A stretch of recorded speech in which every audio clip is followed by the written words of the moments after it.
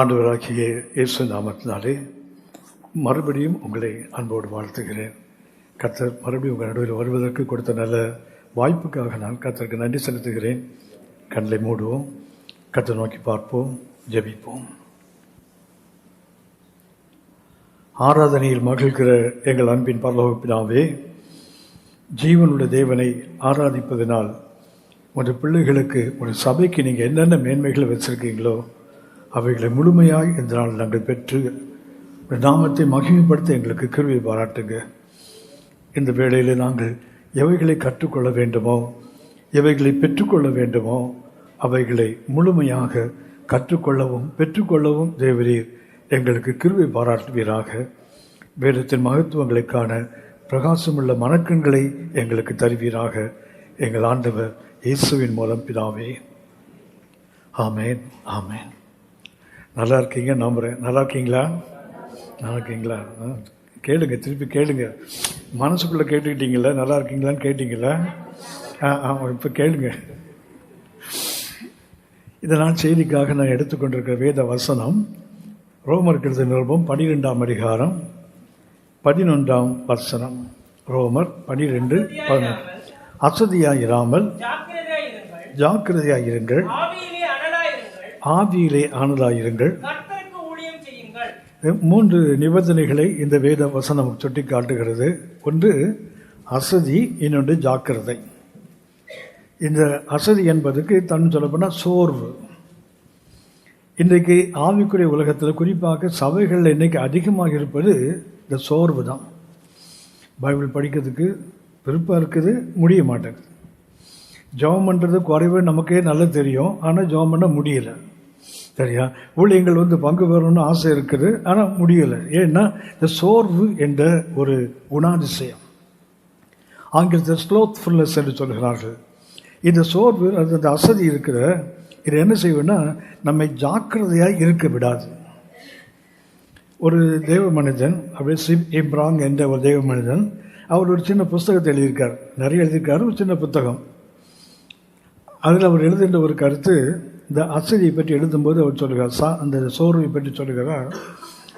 சாத்தான் ஒரு முறை அவன் மனித குலத்தை, குறிப்பாக உண்மையுள்ள விசுவாசிகள், பேர் கிறிஸ்தவங்க அல்லது அவிசுவாசிகள், இவர்களை வஞ்சிப்பதற்கு அவன் நிறைய டூல்ஸ் வச்சிருக்கான்.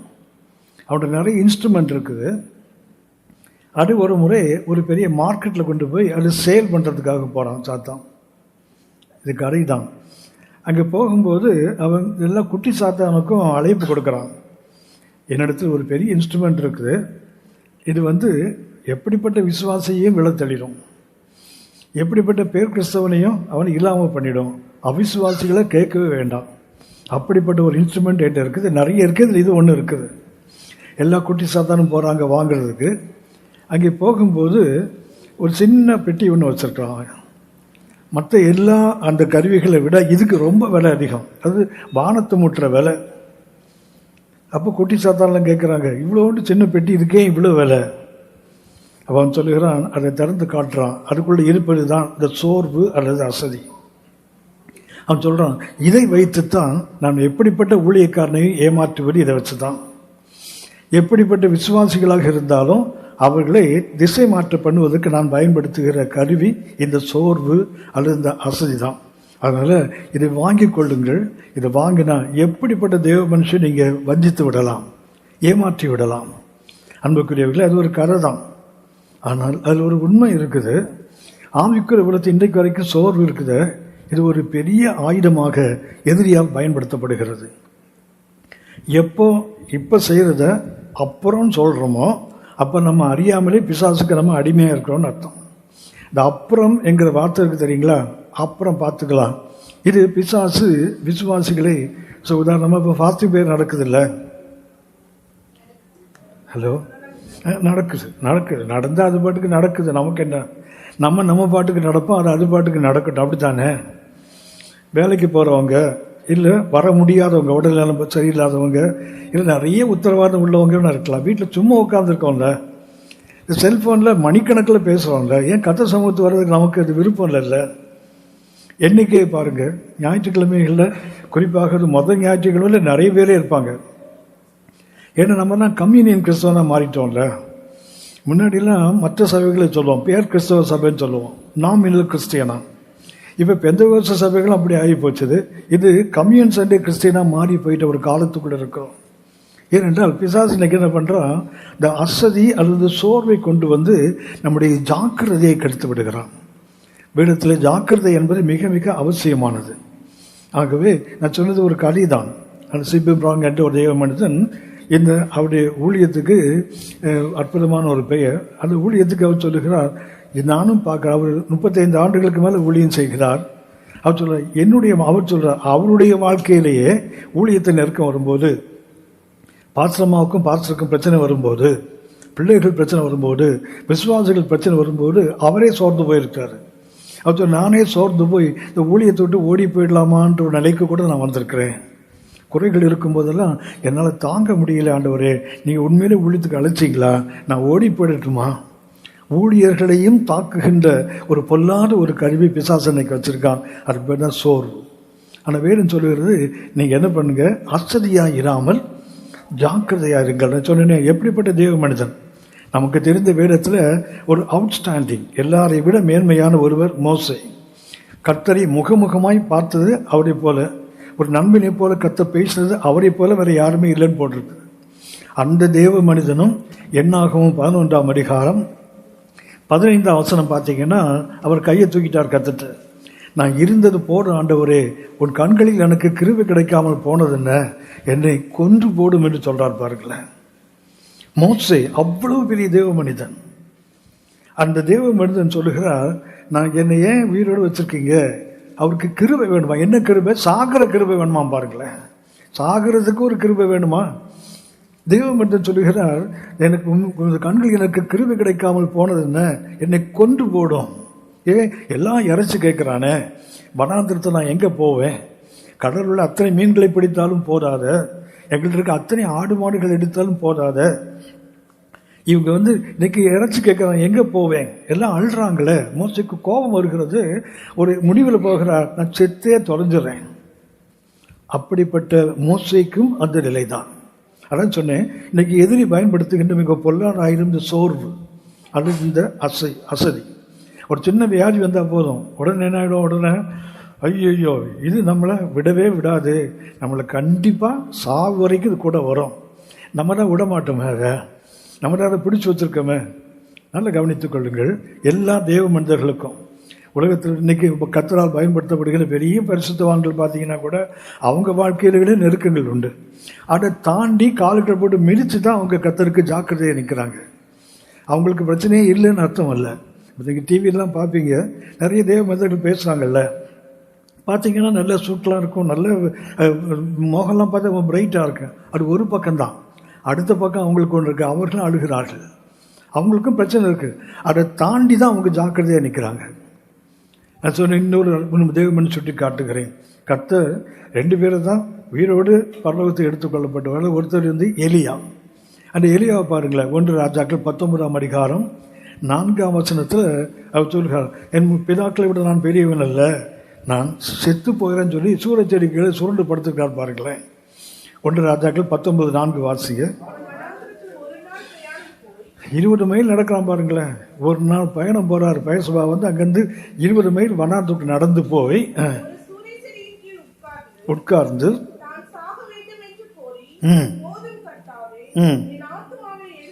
இது எத்தனை முறை நாமும் சொல்லியிருக்கோம். ஒரு எலியாவும் அடியே சொல்லுகிறார். நிறைய பேர் பார்த்தீங்கன்னா சொல்லுவாங்க, பிள்ளைகள்கிட்ட மனைவிட்ட பிரச்சனைகள் வரும்போது சொல்லுவார், நான் செத்தா தாண்டா தெரியும், நீங்களா தெருவில் நிற்பீங்க. இது எல்லாருமே சொல்றது தான். நெருக்கங்கள் வரும்போது என்ன பண்ணுவோம் தெரியுங்களா, இருக்கிறதோட போயிடலாமே. இது அவ்வளவு பெரிய தேவ மனிதன், மரணத்தை காணாமல் கர்த்தரால் மகிமையில் எடுத்துக்கொள்ளப்பட்ட ஒரு பரிசுத்தவான். அவர் சொல்றார், வனாந்தரத்தில் 20 மைல் இருக்க ஒரு நாள் பயணம் போய் அங்கே ஒரு சூறைகள் உட்கார்ந்து சொல்லுகிறார், போடும் கர்த்தாவே. அந்த போடும் என்று வேதத்தில் சொன்னது 2 தான். உண்ணவும் உடுக்கவும் இருந்தால் அது போதும், அதுதான் போடுமே தவிர ஆவிக்குரிய வாழ்க்கையில் எந்த நெருக்கங்கள் வந்தாலும் சரிதான், அதை தாண்டி செல்வதற்கு கர்த்தர் நமக்கு கிருபை கொடுத்திருக்கிறார். கர்த்தருடைய கிருபை நம்மோடு இருக்குது. ஆகியனால என்ன வேண்டும், முதல்ல இந்த சோர்வு அல்லது இந்த அசதியை என்ன செய்யணும், கொஞ்சம் தள்ளி விட்டு ஜாக்கிரதையாக இருக்க கற்றுக்கொள்ள வேண்டும். இது கற்றுக்கொள்ள வேண்டிய ஒன்று. நல்ல கவனிங்க, இது இயல்பாக வருவதல்ல. பரிசுத்த பவுல் சொல்ல தெரியுங்களா, எல்லா நிலைமையிலும் மனரம்யமாக இருக்க கர்த்தத்தை கற்றுக்கொள்ள வேண்டிய மிக அற்புதமான ஒன்று. ஆண்டவர் இயேசு சொன்னார், வருத்தப்பட்டு பாரம் சுமக்கிறவங்களே எல்லாம் என்கிட்ட வாங்க, நான் உங்களுக்கு அதோடு நம்ம நிறுத்திப்போம். அடுத்தது இருக்குது, நான் சாந்தமும் என் நுகத்தை ஏற்றுக்கொண்டு என்னிடத்தில் கற்றுக்கொள்ளுங்கள். கற்றுக்கொள்ள வேண்டிய சரியான ஆள் யாருன்னு சொன்னால் ஆண்டவர் இயேசு தான். அவர்கிட்ட தான் கற்றுக்கொள்ள வேண்டும். எந்த நிலைமையிலும் மனரம்யமாக இருக்க கற்றுக்கொள்வதை அவர்கிட்ட தான் கற்றுக்கொள்ள முடியும், வேறு யார்ட்டையும் கற்றுக்கொள்ள முடியாது. பரிசுத்த பவுல் சொல்ற கற்றுக்கொண்டேன் என்று தான் சொல்லுகிறார். அப்படி என்றால் கற்றுக்கொள்ள வேண்டிய அவசியம். இன்றைக்கி அந்த அசதி இருக்குது அநேக நேரங்களில். இன்றைக்கி நாம் பார்க்குறோம், இன்றைக்கி இஸ்ரவேல் ஒரு யுத்தம் நடக்குது இல்லை, நடக்குதா, பலஸ்தீன் நடக்குது இல்லை, அப்பப்போ நமக்கு மண்டையை சொறிகிறோம்ல. இப்போ பாவம் காசா மக்களை அப்படியே போய் தலையில் குண்டை போட்டு கொள்றான், ஹமாஸ் இங்கே வந்து இஸ்ரேல் மக்களை கொள்றான், இவனை பிணை அப்படிலாம் சொல்லிட்டு இருக்கோம்ல. காரணம் என்ன தெரியுங்களா, இந்த அசதி தான். கர்த்தர் சொன்னார், இஸ்ரவேல் மக்களை நான் உங்களுக்கு அங்கே இருக்கிற இனங்களே வெளியே அனுப்பிவிட்டு அந்த தேசத்தை உனக்கு தரேன்னு சொன்னார். கர்த்தர் தெளிவாக சொன்னார், நீங்கள் அவங்கள முழுமையாக துரத்தி விடலைன்னு சொன்னால் அவன் கண்களில் முள்ளா இருப்பான், உன் விழாவில் கூறாக இருந்து குத்திக்கிட்டே இருப்பான்னார்ல. இன்னைக்கு வரைக்கும் குத்துறான் பாருங்களேன். நியாயாதிபதிகள் புத்தகத்தில் தொடக்க பக்கத்தை படித்து பார்த்தீங்கன்னா அவர்கள் துரத்தி விடவில்லை அப்படியே எழுதியிருக்கு பாருங்களேன். திரும்ப திரும்ப ஆவியானவர் சொல்கிறார், அவங்க துரத்தலை. ஏன் துரத்தலை? அவங்கள்ட்ட இருந்து சுங்கம் வசூலிப்பதற்கு, வரி வசூலிக்கிறதுக்கு கொஞ்சம் பேரை விட்டு வச்சாங்களாம். கொஞ்சம் பேரை ஏன்பா துரத்தலை? அவனுடைய இரும்பு ரதம் இருக்குது, அவன் எங்களோட பலசாலிகள், எங்களால் துரத்த முடியாது, அப்படி வச்சிங்கல்ல. இன்னைக்கு பாருங்க அன்புக்குரியவர்களே, நீங்கள் நானும் சுதந்திரிக்க வேண்டியது ஏராளம் இருக்குது கர்த்தருடைய கிருபையினால.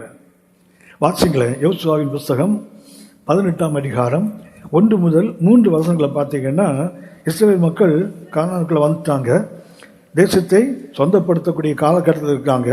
அங்கே அவர்கள் ஆஸ்தரிப்பு கூடாரத்தை அமைத்து விட்டார்கள். யோசுவா 18ஆம் அதிகாரம் 1ஆம் வசனம் பார்த்தீங்கன்னா கொஞ்சம் வாசிங்களேன். எங்க சீலோவில் அவர்கள் கூடி என்ன, கர்த்தருடைய பிரசன்னம் வந்தாச்சு, கர்த்தருடைய மகிமையின் கூடாரம் அங்கே வந்தாச்சு. வாக்குத்தத்தம் பண்ணப்பட்ட தேசத்துக்குள்ள கர்த்தருடைய கூடாரம் வந்து விட்டது. அவர்கள் அங்கே ஸ்தாபித்து விட்டார்கள். தேசம் என்னாச்சுது, அவர்கள் வசமாயிற்று. அவங்களுக்கே அந்த தேசம் முழுவதும் வாசிமா.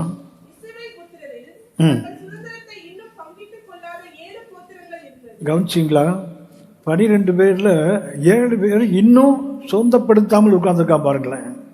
தேசம் வசமாயிற்று, தெய்வ சமூகம் வந்தாயிற்று, கர்த்தர் சொன்ன வாக்குத்தத்தை நிறைவேறக்கூடிய காலகட்டம். ஆனால் அவங்க என்ன பண்ணல, தேசத்தை சொந்தப்படுத்தவில்லை. 3ஆம் வசனம் வாசிங்க. நோக்கி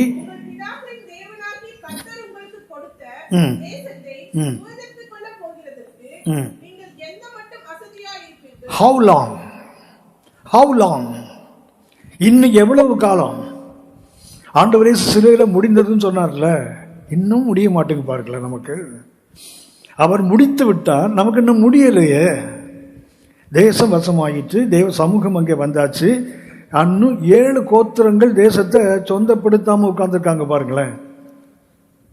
தேவ மனிதர் கேட்கிறார், எந்த மட்டும் நீங்க அசதியா இருப்பீங்க? இந்த காலை வேளையில் எனக்கு அன்பானவர்களே, கர்த்தர் கொடுக்கிற ஆசீர்வாதங்களோ கர்த்தர் கொடுக்கிற வாக்கு தத்தங்களோ உடனே ஆட்டோமேட்டிக்காக நமக்கு வந்துடாது. So we have to inherit. நாம் தான் அதை சுதந்திரிக்க வேண்டும். கர்த்தர் கொடுப்பது அவருடைய இயல்பு. யோசித்து பாருங்களேன், கர்த்தர் சொல்லுவார் உபாகம் 30:15, நன்மை ஆசீர்வாதத்தையும் ஜீவனையும் உனக்கு முன்னாடி வச்சுட்டேன், சாபத்தையும் வச்சுட்டேன், ஜீவனையும் மரணத்தையும் முன்னாடி வச்சிருக்கேன். நீ எதை தெரிந்து கொள்ளுகிறாயோ அதுதான் உன்னுடைய வாழ்வு. நம்முடைய வாழ்வு எதுன்னு சொன்னால் நம்ம எதை சுதந்திரிக்கிறோமோ அதுதான். எபிரேயர் 6ஆம் அதிகாரம் 11, 12 வசனங்களை வாசிங்க. நீங்கள் அசதியா இராமல்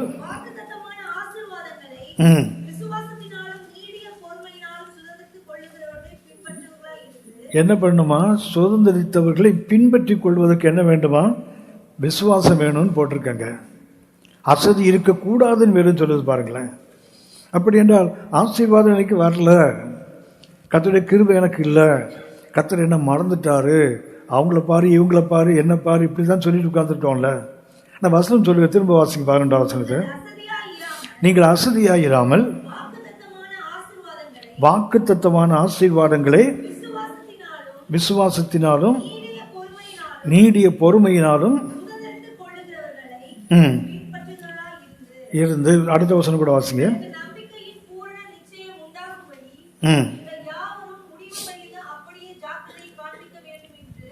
முதல்ல அசதியை, அப்புறம் ஜாக்கிரதையை. அப்படின்னா ஒன்று அசதியா இருக்கக்கூடாது, ஜாக்கிரதையை காண்பிக்க வேண்டும். சரியா? அதனால சபைக்கு வரேன், ஆலயத்துக்கு வரேன். நிறைய பேர் பிரச்சனை என்னன்னா, நான் அவிசுவாசியா இருக்கும்போது கூட நல்லா இருந்தேன், இந்த இயேசுநாதரை ஏற்றுக்கொண்டேன் பாருங்க, இந்த சபைக்கு வந்தேன் பாருங்க, அதுலேருந்தே எனக்கு பிரச்சனை. ஆமாம், உண்மைதான், உண்மைதான். ஏன் அப்படி இருக்கிறோம்னா, நாம் அதை சொந்தப்படுத்தலை. கர்த்தர் கொடுத்து விட்டால், சிறுவேளை நமக்கு என்னெல்லாம் வேணுமோ எல்லாவற்றையும் செய்து முடித்து விட்டால், நாம் அதை எடுத்துக்கலையே. எடுத்துக்கொள்ளுவது நம்முடைய பொறுப்பு.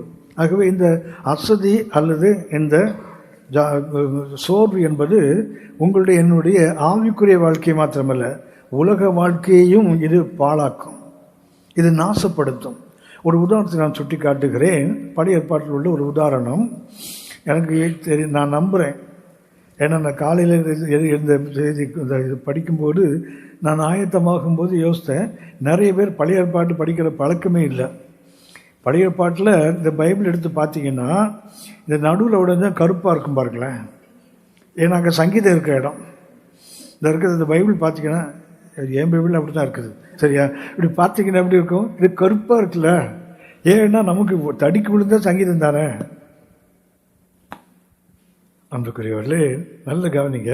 பழைய ஏற்பாடு இன்னைக்கு படிக்க வேண்டாம், பழைய ஏற்பாடு தேவையில்லைன்னு சொல்லக்கூடிய ஒரு காலகட்டத்துக்குள்ளே நாம் இருக்கிறோம். இன்னைக்கு புதிய ஏற்பாடை போடும். இப்போ அதையும் தாண்டி நிருபங்களே போடுங்கிற காலத்துக்கு வந்துட்டாங்க. ஏன்னா சபை வந்து நிருபத்தின் அடிப்படையில் தான் நடக்குது. அது இயேசுநாதர் காலம் முடிஞ்சு போச்சு. இப்போ ஆவியான ஒரு காலம், பிதா காலம் முடிஞ்சு போச்சு. பழைய ஏற்பாட்டோட நான் சுவிசேஷத்தோடு இயேசுநாதர் முடிச்சு போயிட்டாரா. இப்போ யார் ஆவியான ஒரு காலம், நிருபம் மாத்திரம் படித்தா போதும், ரொம்ப ஈஸி. அப்போ இந்த பைபிளில் என்ன செய்யணும் தெரியுங்களா? அப்போஸ்தலர் நடவடிக்கை அடுத்தது கிழிச்சிடணும், மொத்தத்தை கிழிச்சு தனியாக பயன் பண்ணி வச்சுக்கணும். ஒருவர் இருந்தார், ஊர் பேர் சொல்ல விரும்பலை.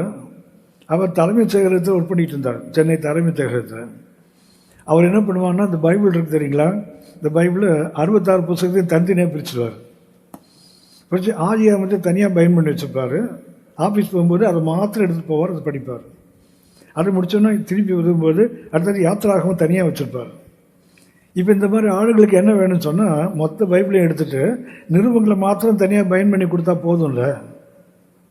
பழைய ஏற்பாடு படிங்க, வேதத்தையும் சாட்சி ஆகமத்தையும் கவனிக்க வேண்டும். இப்படி சொல்லாவிட்டால் அவனுக்கு விடியற் காலத்து வெளிச்சம் இல்லை என்று ஏசாயா 8ஆம் அதிகாரம் 20ஆம் வசனத்தில் வாசிக்கிறோம். அப்படின்னு விடியற் காலத்து வெளிச்சம் வேண்டுமானால் பழைய ஏற்பாடு அது நிழல், புதிய ஏற்பாடு பொருள். அதை படித்து இதை படிக்கும்போது தான் நம்முடைய கண்கள் திறக்கப்படும். அதனால கொஞ்சம் பழைய ஏற்பாடு என்ன பண்ணுங்க. ரொம்ப சோகமாக உட்காந்துட்டீங்களே, அது எப்படி எங்களை பற்றி உங்களுக்கு இவ்வளோ நல்லா தெரியும், என்னை பற்றி எனக்கு தெரியுமே, என்ன மாதிரி தானே நீங்களும் இருப்பீங்க. வசனம் அப்படி தானே போட்டிருக்கு, தண்ணீரில் முகத்துக்கு முகம் ஒத்திருக்கு போது மனுஷன் மனமும் ஒன்றா இருக்குன்னு தானே போட்டிருக்குது. அதனால் எனக்கு எப்படி இருக்கு அப்படி தானே உங்களுக்கும் இருக்கும். 2 சாமுவேல் 17, 18, 19, 20 இந்த 4 வாசிக்க வேண்டாம், எடுக்க வேண்டாம். எடுத்தவங்களுக்கு ஒரு மாதிரி தலை சுற்றிடும். அதனால் நான் உங்களுக்கு அந்த கருத்தை மாத்திரம் சொல்லிட்டு போயிடுறேன். 2 சாமுவேல் 17ஆம் அதிகாரம் 25ஆம் வசனத்தை பார்த்தீங்கன்னா, அங்கே அமாசா என்று ஒரு மனிதனை பற்றி போட்டிருக்கோம். இந்த அமாசா யார் என்றால், தாவீதுக்கு 2 சகோதரிகள். ஒருத்தர் பேர் செருயா, இன்னொரு பேர் அபிகாயில். தாவீதுக்கு 2 சகோதரிகள், ஒருத்தர் பேர் செருயா. அந்த செருயாட மகன் தான் யோவாப், தாவீதுடைய இராணுவத்தின் தளபதி. அடுத்து இன்னொரு சகோதரி அபிகாயில். அந்த அபிகாயிலுடைய பையன் பேர் தான் அமாசா. சரியா? இதான் இருக்கீங்களா? அந்த பழைய ஏற்பாடுலாம் சொல்லி இங்கே மண்டையை காய வச்சிங்கன்னா கவனிங்க. நான் தான் அதெல்லாம் வாசிக்க சொல்லலை. இந்த 4 அதிகாரமும் நீ வீட்டில் போய் படிங்கன்னு சொன்னாலும் படிக்க மாட்டீங்கன்னு எனக்கு தெரியும். நமக்கு தான் நேரமே இருக்காது. இதுக்கெல்லாமா நமக்கு நேரம்? சரி கவனிங்க. அந்த அமாசா இவன் ஒரு தாவீது 2 சகோதரிகளை, ஒருத்தர் செருயா, அவருடைய பையன் தான் யோவா, தாவீதோட தளபதி. இந்த தாவீதுக்கு விரோதமாக தாவீதின் மகன் அப்சலோம் கலகம் பண்ணுறான். அப்போ தாவீது நாட்டை விட்டு ஓடி போயிடுறாரு. அந்த இடத்துல அந்த மகன் அப்சலோம் ராஜாவாக மாறுறான். ராஜாவை மாறும்போது அவனுக்கு ஒரு தளபதி வேணும்ல. அவன் என்ன பண்ணுறான், அவங்க அத்தை அபிகாயில். இந்த சொந்தங்களே நமக்கு நிறைய பிரச்சனை தான் இருப்போம். ஏன்னா ஆண்டின்னு கூட்டே பழகிட்டோம். அது சித்தியா அத்தையான்னு தெரியாத குழப்பத்துக்குள்ளே தான் இன்னும் இருக்கிறோம். சரியா, அங்கிள்ன்றோம். அவர் சித்தப்பாவா இல்லை பெரியப்பாவா இல்லை மாமாவா ஒன்றும் தெரியாது. எல்லாமே நமக்கு என்ன ஆச்சு, இப்படி ஆனதுனால ஒரு குழப்பம்தான். இது அப்சலோம் ராஜாவான போது அவனுக்கு ஒரு தளபதி வேண்டும். இது அந்த அமாசாவை தளபதியாக மாற்றுகிறான். இந்த அமாசா என்ற பேருக்கு அற்புதமான அர்த்தம் பேர்டன் பயரர், சுமை தாங்கி. அமாசா என்ற பேருக்கு அர்த்தம் என்ன, அவன் சுமைகளை தாங்குகிறவன். அவனை தளபதியாக மாற்றிட்டாங்க. அடுத்து பார்த்தீங்கன்னா 18-19 அதிகாரம் பார்த்தீங்கன்னா தாவீதுடைய இராணுவத்துக்கும் அப்சலோமுடைய இராணுவத்துக்கும் யுத்தம் நடக்குது. அப்சலோம் கொல்லப்படுகிறான். இப்போ தாவீது திரும்பி வரார். ஏறக்குறைய 1 ஆண்டுகளுக்கு பிறகு ஒரு நாடுடைய போய் திருப்பி நாட்டுக்கு வருகிறார். வந்து இப்போ ஆட்சிக்கு வரணும்ல. உங்களுக்கு தெரியும், இஸ்ரவேல் 2 பிரிவினையாக இருக்குது. 10 கோத்திரங்களுக்கு பேர் இஸ்ரவேல், 2 கோத்திரத்துக்கு பேர் யூதேயா. சரியா, தாவீது அவன் யூதா கோத்திரத்தை சார்ந்ததுனால இந்த யூதேயா மக்கள் போய் என்ன பண்ணுறாங்க, நாட்டை விட்டு ஓடி போனவர் திரும்பி வரும்போது நீங்கள் எங்கள் மேலே ராஜாவாக இருங்க அப்படி சொல்ல போகும்போது, அதுக்கு முன்னாடியே அந்த 10 கோத்திரத்தில் இஸ்ரவேலர் அவங்க சொல்கிறாங்க, தாவீதை நாம முந்தி போய் என்ன செய்வோம், அழைத்து கொண்டு வந்து ராஜாவாக வைப்போம். ஏன்னா சவுல் செத்து போயிட்டார், அரசனாக மாற்றுவோம். இதில் இந்த இஸ்ரவேலுக்கும் யூதாவுக்கும் ஒரு முரண்பாடு வரும்போது இஸ்ரவேல் கொஞ்சம் பின்தங்கும் போது யூதாவை என்ன பண்ணிட்டாங்க, தாவீதை அழைத்து கொண்டு வந்து அவனை ராஜாவாக்குறாங்க. அவன் இஸ்ரவேலுக்கு கோபம் வருது. நாங்கள் தானே முதல்ல சொன்னோம் தாவீதை மறுபடியும் கூட்டு வரோம்னு சொன்னோம், நீங்கள் போகும்போது எங்களை கூட்டு போயிருக்கணும்ல, எங்களை அழைக்காமல் போய் நீங்கள் மாத்திரம் போய் பண்ணிட்டீங்களே. இந்த பிரச்சனை வருது. இந்த பிரச்சனை வரும்போது அங்கே சேபா என்று ஒருவன் இருக்கான், பென்யமீன் கோத்திரத்து அரசாமை. அவன் என்ன பண்ணிட்டான், உடனே எக்காலம் ஊதி, இஸ்ரவேலரே இந்த ஈசாயின் மகனுக்கு நமக்கு சொந்தமே கிடையாது, வாங்கடா சொல்லி கூட்டு போயிட்டான். இஸ்ரவேல் போயிட்டாங்க, கொஞ்சம் பேர் இருக்காங்க, யூதா மக்கள் இருக்காங்க. இப்போ தாவீதுக்கு ஒரு நெருக்கம், அதாவது ஆட்சி இழந்து மறுபடியும் ஆட்சிக்கு வந்தால் மக்கள் நடுவில் குழப்பம். ஸோ இந்த குழப்பத்தை எப்படி சால்வ் பண்ணுறது? அப்போது பார்த்தீங்கன்னா 2 சாமுவேல் 19ஆம் அதிகாரம் 13ஆம் வசனம் பார்த்தீங்கன்னா, தாவீது அவர்களை திரும்ப அழைக்கும் போது இந்த அமாசா இருக்கான் இல்லையா, அப்சலோமுக்கு தளபதியாக இருந்தால் அப்சலோம் செத்து போயிட்டான். இப்போ இந்த அமாசா இருக்கிறான். தாவீது யோசிக்கிறான், இந்த யோவாவை தள்ளிட்டு அந்த இடத்துல இந்த அமாசாவை என்ன செய்யலாம், தளபதி ஆக்கிடலாம்.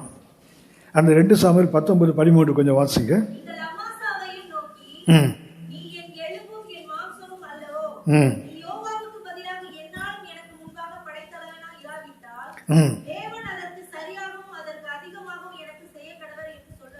கவனிச்சிங்களா, அந்த யோவாவை தள்ளிட்டு, அதாவது ஒரு சகோதரிய மகனை தளபதியாக இருக்கிறவன் அவனை தள்ளிட்டு இவனை அமாசாவை இவன் விளத்துக்கும் இவனுக்கு துரோகம் பண்ணி அவன் மகனோடு சேர்ந்து கலகம் பண்ணவன். ஆனாலும் அவனுக்கு ஒரு பெரிய வாய்ப்பை தாவீது திரும்ப கொடுக்கிறான், நீ தான் இனிமேல் எனக்கு தளபதி அப்படி சொல்லிட்டு அந்த 20ஆம் அதிகாரம் 4-5 2 சாமுவேல் 20-4-5 பார்த்தீங்கன்னா,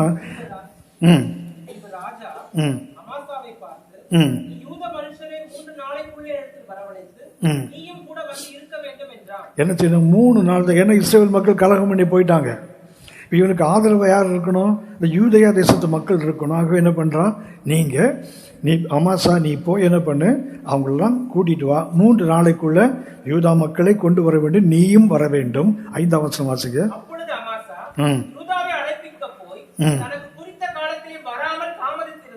கவனிச்சிங்களா, 3 நாள் அவனுக்கு டைம் கொடுக்கப்பட்டது. அவன் என்ன பண்ணிட்டான், போனவன் தான். 3 நாள் அவனுக்கு நீ அழைத்து கொண்டு வர வேண்டும், நீயும் வர வேண்டும். ஆனால் அவன் என்ன பண்ணிட்டான் தெரியுங்களா, தாமதித்தான். இப்போ தாவீதுக்கு வேற வழி இல்லை. ஏன்னா ஆட்சி செய்வதற்கு குழப்பம் இருக்குது. இஸ்ரவேலை சரிப்படுத்தணும், யூதா கூட இருக்கணும். இப்போ அதை செய்ய வேண்டியவன் இந்த அமாசா. அவன் என்ன பண்ணிட்டான், இஸ் மேக்கிங் டிலே. அவன் தாமதித்தான். அப்போ வேற வழி இல்லாமல் என்ன பண்ணுறான், இதை யோவாவோட தம்பி அபிசாய், அது இன்னொரு சகோதரியோட 2வது பையன். அவனை சொல்கிறான், நீ ஒன்று இராணுவத்தை அழைத்து கொண்டு, உன் தலைவர் இராணுவத்தை அழைத்து கொண்டு நீ புறப்பட்டு போய் இதை செய்யன்னு சொல்லுகிறான். அவன் போகும்போது கூட இதை யோவாபும் போகிறான். 8 முதல் 10 வசனம் பார்த்தீங்கன்னா அவர் ரொம்ப ஹாயாக வர்றார். அமாசா லேட்டாக வர்றார். வரும்போது வேறும் சுட்டி காட்டுகிறது. யோவாபு என்ன பண்ணுறான், அண்ணன் தம்பி தானே, பெரியம்மா பெரிய சித்தி பிள்ளைங்க தானே, சகோதரனே அப்படி போய் என்ன பண்ணுறான், வலது கீழே தாடியை பிடிச்சானான். அறையில் கட்டிருக்க வாளை எடுத்து அவனை குத்தி அவன் குடல் வெளியே வர அளவுக்கு போட்டிருக்கு. அமாசா, நீ சுமை சுமக்க வேண்டியவன், பர்டன் பேரர், நீ ஒரு சுமை தாங்கி. ஆனால் நீ காலதாமதம் செய்ததுனால இஸ்ரவேலின் படைகளின் சேனைகளின் தலைவனாக இருக்க வேண்டிய நீ இன்னைக்கு ஒரு பிணமா ரோட்டில் கிடக்கலாம் பாருங்களேன். மேக்கிங் டிலே, தாமதம். ஆவிக்குரிய வாழ்க்கையில் நீங்கள் தாமதித்தால், நான் தாமதித்தால் கர்த்தர் கொண்டு வேலை நிற்காது. God can use anybody. கர்த்தர் யாரையும் பயன்படுத்த முடியும், யாரையும் பயன்படுத்துவார். அவருடைய கைகளிலே எதுவும் நமக்கு தெரியும். வல்லவனுக்கு தான் புல் ஆயுதம். நம் தேவன் சர்வ வல்லவர், ஒண்ணுமே வேண்டாம். வல்லவனுக்குத்தான் புல் வேண்டும். நம்ம அப்பா சர்வ வல்லவர். He can use anybody. அப்படி என்றால் நீங்களும் நானும் இன்றைக்கு கர்த்தர் நமக்கு கொடுத்த அந்த உத்தரவாதத்தை வாசித்தோம். ரோமர் 12 கர்த்தருக்கு ஊழியம் செய்யும் போட்டிருக்கல, ஆவியில் அனலா இருக்கணும்னு போட்டிருக்கல. ஆனால் இன்றைக்கு ஆவிக்குரிய வாழ்க்கையில் அதிகமாக இன்றைக்கு எதிரி பயன்படுத்துவது, சபையை பலவீனப்படுத்துவது, சபையினுடைய ஊழியங்களில் கிருவைகளை பெற்றவர்கள், வரங்களை பெற்றவங்க இன்னைக்கு அசதி என்ற ஒரு பொல்லாத ஆயுதத்தினால் பாதிக்கப்பட்டிருக்காங்க. அன்புக்குரியவர்களே, இந்த அமாசாவுடைய வரலாறு நம்ம அடிக்கடி படிக்கக்கூடிய ஒன்று. எனக்கு நான் அதை படிப்பேன். ஒரு 3 நாளில் வான்னு சொன்னால் அதுக்கப்புறம் எத்தனை நாளில் வந்தால் தெரியாது. குறிப்பாக 4வது நாளாக இருக்கலாம். பாருங்களேன், ஒரு சின்ன ஒரு காலதாமதம் அவனுடைய ஒரு பெரிய ஒரு மகிமையான பொறுப்பை அவனை விட்டு எடுத்துட்டு பாருங்களேன்.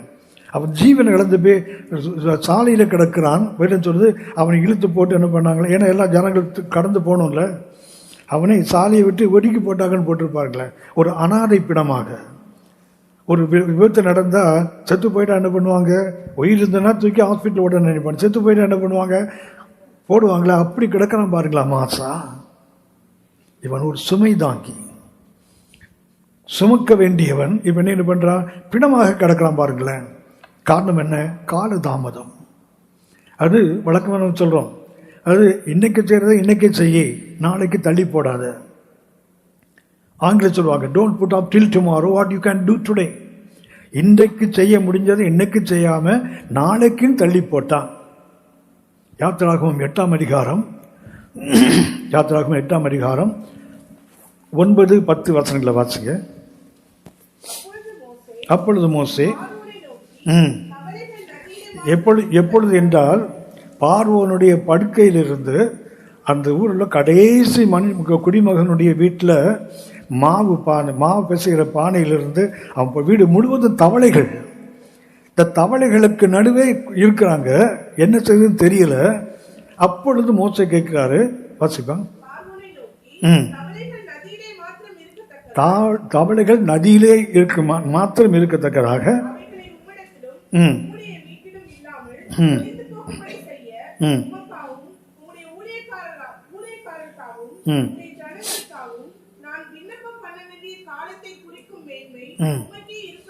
கவனிச்சிங்களா?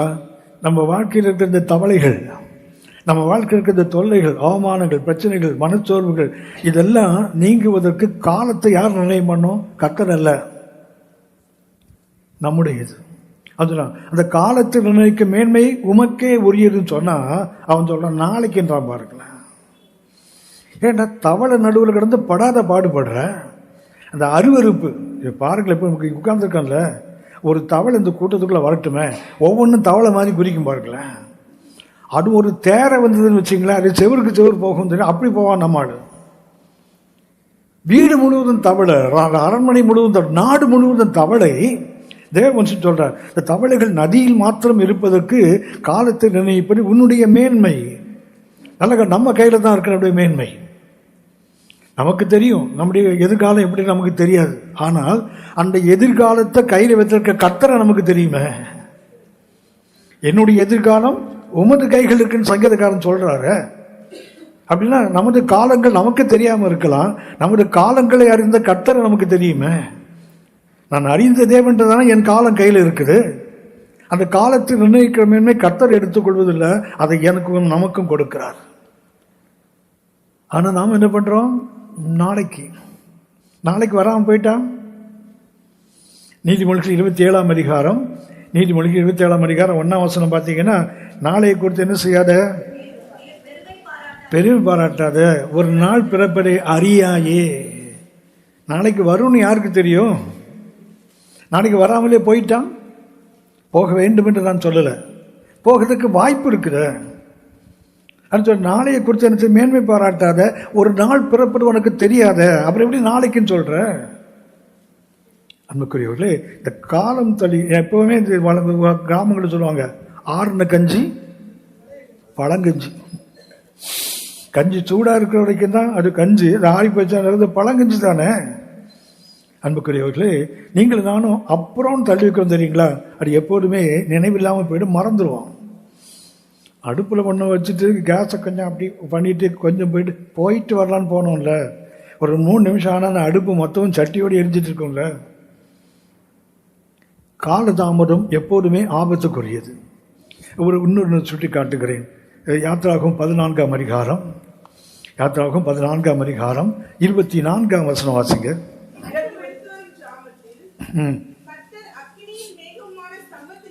கவனித்துக் கொள்ளுங்கள். கிழக்கு வெளுத்து வரும் ஜாமம், ஒரு ஜாமம். அது என்ன? இரவின் 4ஆம் ஜாமம். சொல்ல போனால் காலை 3 மணிலிருந்து 6 மணி வரை தான் அந்த 4ஆம் ஜாமம். கிழக்கு வெளுத்து வரும் ஜாமம். 27ஆம் வசனம் வாசிங்க.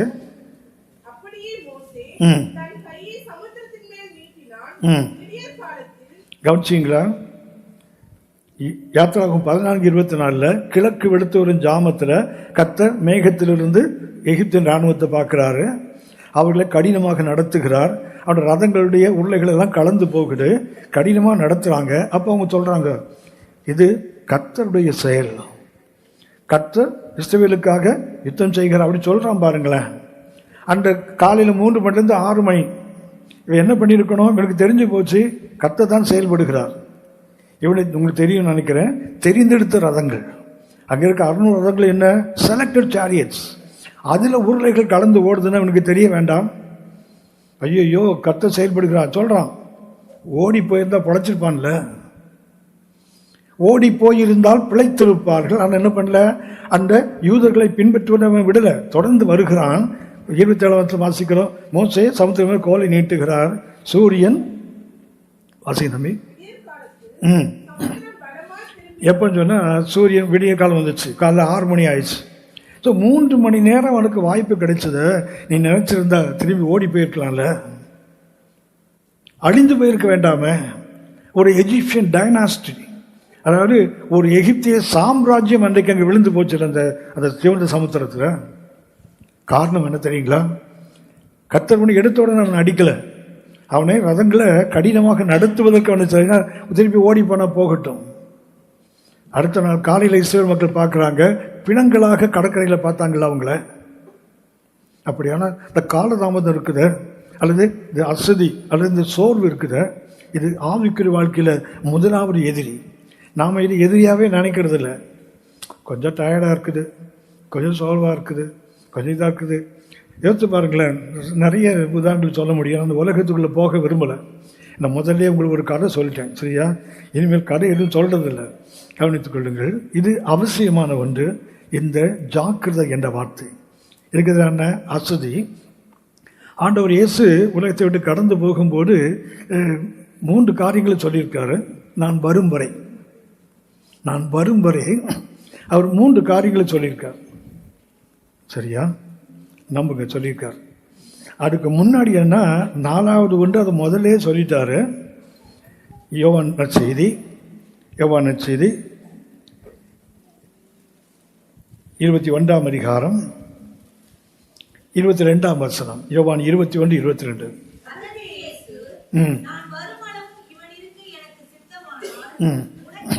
என்ன கேட்கிறாரு? பின்னாடி வரக்கூடிய யோவானை பார்த்து பரிசுத்த பேதுரு கேட்குறாங்க, ஆண்டவரே இவன் காரியம் என்ன? அப்போ ஆண்டவர் சொல்லுகிறார், நான் வருமளவும் இவன் இருக்கு, எனக்கு சித்தமான உனக்கு என்ன, நீ என்னை அப்படின்னா நீங்கள் நானும் எதுக்கு அழைக்கப்பட்டிருக்கிறோம்? அவர் வரும் வரைக்கும் அவரை பின்பற்றுவதற்கு அழைக்கப்பட்டிருக்கிறோம். நீங்களும் நானும் அவர் வருமளவும் என்ன செய்யணும்? நான் வருமளவும் அவன் இருக்கு, எனக்கு சித்தமான உனக்கு என்ன, நீ என்ன பின்பற்றி வா. இது ஒரு பரிசுத்த பேதுருக்கு மாத்திரமல்ல, ஆண்டவர் இயேசுவை பின்பற்றுவதற்கு தீர்மானித்த ஒவ்வொரு கர்த்தருடைய பிள்ளைக்கும் உள்ள கட்டளை. So follow me. எது வரைக்கும்? till he comes. அவர் வரும் வரை நாம் என்ன செய்யணும்? அவரை பின்பற்றி போக வேண்டும். அதான் தேவனுடைய விருப்பம். எப்படி பின்பற்றுவது? அதுக்கு தான் சொன்ன முதல்ல 3 till I come.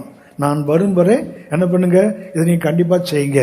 1 வெளிப்படுத்தின விசேஷம் 2ஆம் அதிகாரம், வெளிப்படுத்தின விசேஷம் 2ஆம் அதிகாரம் 25ஆம் வசனம். உங்களுக்கு உள்ளதை நான் வருமளவும். ஹலோ, இதுக்கு என்ன வேண்டும்? ஏசு வர்ற வரைக்கும் அதை பிடிச்சா விடக்கூடாது, பற்றி கொண்டு இருக்க வேண்டும். Hold fast. என்ன செய்யணும்? அப்படி இப்படி விடக்கூடாது, அப்படியே பிடித்துக் கொள்ள வேண்டியதை. உனக்கு உள்ளதை, இது எனக்கு உள்ளது. வெளிப்பாடு 3:11 பார்த்தீங்கன்னா கர்த்தர் மறுபடியும் சொல்லுகிறார். வெளிப்பாடு 3:11 வாசிங்க. இதோ சீக்கிரமாய் வருகிறேன். எதை பற்றி கொள்ள வேண்டும்? கர்த்தர் நமக்கு கொடுத்த கனத்தை, கர்த்தர் கொடுத்த நமக்கு கொடுத்த மகிமையை, கனத்தினால் மகிமையினால முடிசூட்டின தேவனாச்ச. ஸோ அதுதான் நம்முடைய கிரவுன். அந்த கர்த்தர் சொல்லுகிறார், ஏதோ சீக்கிரமாய் வருகிறேன். சீக்கிரம்னா அர்த்தம் தெரியும். எவ்வளோ நாள் சீக்கிரம்னா? சீக்கிரம் எவ்வளோ நாள்? 2.5 வருஷம் தாண்டி போயிடுச்சு, இன்னும் அவருக்கு சீக்கிரம் வந்த பாடு இல்லை. பாருங்களேன், சீக்கிரம் என்றால் உடனே அர்த்தம் இல்லை. அதுக்கு பயன்படுத்துகிற எவரி கிரேக்க வார்த்தை தாக்கு. தாக்கு என்றால் கண்ணிமைக்கும் நேரத்தில் அர்த்தம். அது உடனே வந்துடும் அர்த்தம் இல்லை, வரும்போது உடனே வருவேன், அதுதான் தாக்கு. சரியா? அப்படின்னா இதோ சீக்கிரமாக வருகிறேன்னா நீ நினையாத வேலையில் நான் வந்துடுவேன். நீ அப்போ என்ன செய்யணும்? உனக்குள்ளது நீ பற்றி கொண்டு. இது வரைக்கும் till he comes. ஒன்றில் அவர் வரும் வரை, இல்லைன்னா நான் அவர் போய் பார்க்குற வரை. இந்த 2ல் 1 கண்டிப்பாக எப்போ வேணா நடக்கலாம். நான் எப்போது இந்த உலகத்தோடு கடந்து அவர்கிட்ட போவதும் எப்போ வேணா நடக்கலாம், அல்லது அவர் வந்து என்னை பார்ப்பதும் எப்போவும் நடக்கலாம்ல. அது வரைக்கும் நான் என்ன செய்யணும்? எனக்குள்ளதை, கர்த்தர் எனக்கு கொடுத்த கனத்தை, மகிமையை, கர்த்தர் எனக்கு கொடுத்த கிருபைகளை நான் உறுதியாக பற்றி கொள்ள வேண்டும். ஏன்னா நழுவி போகிறதுக்கு வாய்ப்பு நிறைய இருக்கு. 2வது ஒன்றை சுட்டி காட்டுகிறேன். எதுக்கு நீங்களும் நானும் till he comes என்றால் 1 கொரிந்தியர் 11:26. 1 Corinthians chapter 11 and verse 26. ஆகையால் பானம் பண்ணும்போதுதான் மரணத்தை தெரிவிக்கிறீர்கள். அது ஒரு தமிழ் மொழியாக்கம். ஆனால் அது கிரேக்க மொழியில் பார்த்தீங்கன்னா காண்பிக்கிறீர்கள். எதை காண்பிக்கிறோம்? இப்போ கம்யூனியன் சண்டே, அடுத்த வாரம் கம்யூனியன் சண்டே, நாம் மரணத்தை என்ன செய்கிறோம்? அப்படி மரணத்தை தெரிவிக்கிறோம். அது சரி, அது சபைக்குள்ள மாத்திரம்தான். ஆனால் சமுதாயத்தை போகும்போது அதை காண்பிக்க வேண்டும். பரிசுத்த பவுல் சொல்லுகிறாரு, கிறிஸ்துவனுடைய மரணத்தை சரீரத்தை நான் எப்போதும் சுமந்து தெரிகிறேன்னு சொல்றாரு. கிறிஸ்துவனுடைய சரீரத்தை நான் எப்போதும் சுமந்து தெரிகிறேன். எனக்கு பார்த்தா தெரியணும் முதுகில் யார் இருக்கணும்? ஏசுநாதர் இருக்கணும். இல்லை எனக்கு முன்னாடி ஏசுநாதர் அறிந்தவராக இருக்கிற அந்த அனுபவம் இருக்கணும். அப்படின்னா 1 உனக்குள்ளதை நான் வருமளவும் பற்றி கொண்டு, 2வது நான் வருமளவும் என்னுடைய மரணத்தை நீங்கள் தெரிவிக்கிறீர்கள் தமிழ் இருக்குது. ஆனால் ஷோ இட், காண்பிக்க வேண்டும். 3வது ஒன்று லூக்கா 19ஆம் அதிகாரம் 13ஆம் வசனம். லூக்கா 19. புறப்படும் போது தன் ஊழியக்காரர்கள் 10 பேரை அழைத்து அவங்களுக்கு 10 ராத்தல் திரவியம் கொடுத்து என்ன பண்ணிருக்காரு? அது ஒன்று ஒழுங்கா பண்றோம், வியாபாரம் நல்லா பண்றோம். ஏசுநாதர் பேரை சொல்லி எப்படி இப்படிலாம் வியாபாரம் பண்ணுவோம், அப்படிலாம் பண்ணிட்டு இருக்கோம். சரியா? ஆரம்பிச்சிச்சு நினைக்கிறேன். அக்டோபர் முடிய போகுது இல்லை, இதுக்கப்புறம் என்ன ஆரம்பிக்கும் சொல்லுங்க. ஹலோ, அக்டோபர் முடியுது இல்லை, எடுத்து என்ன ஆரம்பிக்கும்? கேலண்டர் பிரிண்டிங், வாக்கு தட்ட பிரிண்டிங். ஆமாவா இல்லையா? வியாபாரம் ரொம்ப இப்போ சூடாக நடக்கும். அதாவது அவங்களுக்கு ஒரு சீசன்னா நமக்கு ஒரு சீசன் இல்லாமலாம் போயிடும். கர்த்தர் நம்மளை விட்டா வச்சிருப்பாரு. சீசன் இருக்குல்ல, நமக்கும் வியாபாரம் நல்லா பண்ண கற்றுக்கொண்டோம். ஆனால் அங்கே போட்ட வியாபாரம் இல்லை, பிராக்மேட்டியோமா என்ற ஒரு கிரேக்க வார்த்தை கற்றுங்களா. ஆக்கியூபாய் டில் ஐ கம், நான் வருமளவும் என்னுடைய இடத்தை நிரப்புன்னு அர்த்தம். தமிழில் வியாபாரம் பண்ணுன்னு போட்டிருக்குத, அதுக்கு வந்து பிராக்மேட்டியோமா என்ற ஒரு கிரேக்க வார்த்தை. அதுக்கு அர்த்தம் என்னன்னு சொன்னால் ஆக்கியூபாய் டில் ஐ கம், நான் வருமளவும் நான் போகிறேன் அப்பாட்ட, அந்த இடத்தை என்ன செய்யணும், நீ தான் நிரப்ப வேண்டியது, வரும் வரைக்கும் செய்ய வேண்டும். அப்படின்னா பரிசுத்த பேதுரு கண்ணை கற்று சொன்னார், ஃபாலோ மீ. என்ன ஃபாலோ பண்ணோம்? உன் பின்னாடி வர்றானோ முன்னாடி வர்றானோ பார்க்காம நீ யாரை பின்தொடர்ந்து போகிறாயோ அவரை மாத்திரம் பின்பற்றி வா. பின்பற்றும் போது என்ன செய்யணும்? உனக்குள்ளதை பற்றி கொண்டு அடுத்தது என்று மரணத்தை நான் வருவதையும் நீ அதை காண்பித்து கொண்டே இரு. மூன்றாவதாக என்னுடைய அந்த இடத்தை நீ என்ன செய்யணும்? நிரப்பிக்கொண்டே இரு. சரியா? சரியா? இங்கேதான் இருக்கீங்களா? இங்கே தான் இருக்கோம், இங்கே தான் இருக்கோம். இப்போ உங்களுக்கு தெரியும் நம்ம இப்போ எங்கே இருக்கணும். உங்களுக்கு தெரியும், ஆளுங்க தான் இருக்குது. நம்ம ஆவிக்குரிய நிலைமை எங்கே இருக்குன்னு நிச்சயமாக உங்களுக்கு தெரியும். நான் கர்த்தரை பின்பற்றுகிறவன், கர்த்தரை பின்பற்றுவதற்காக அழைக்கப்பட்டவன், அவர் விட்டு போன அடிச்சுவடுகளை தொடர்ந்து போக வேண்டியவன். அவர் சொல்லிட்டு போயிருக்கார், நீ பின்பற்று. எப்படி பின்பற்றணும்? உனக்குள்ளதை நீ பற்றி கொண்டிரு, எது நான் வரும் வரைக்கும். அடுத்தது என்ன? நீ என்னுடைய மரணத்தை நான் வரும் வரையும் நீ காண்பித்து, தமிழில் தெரிவிக்கிறீர்கள்.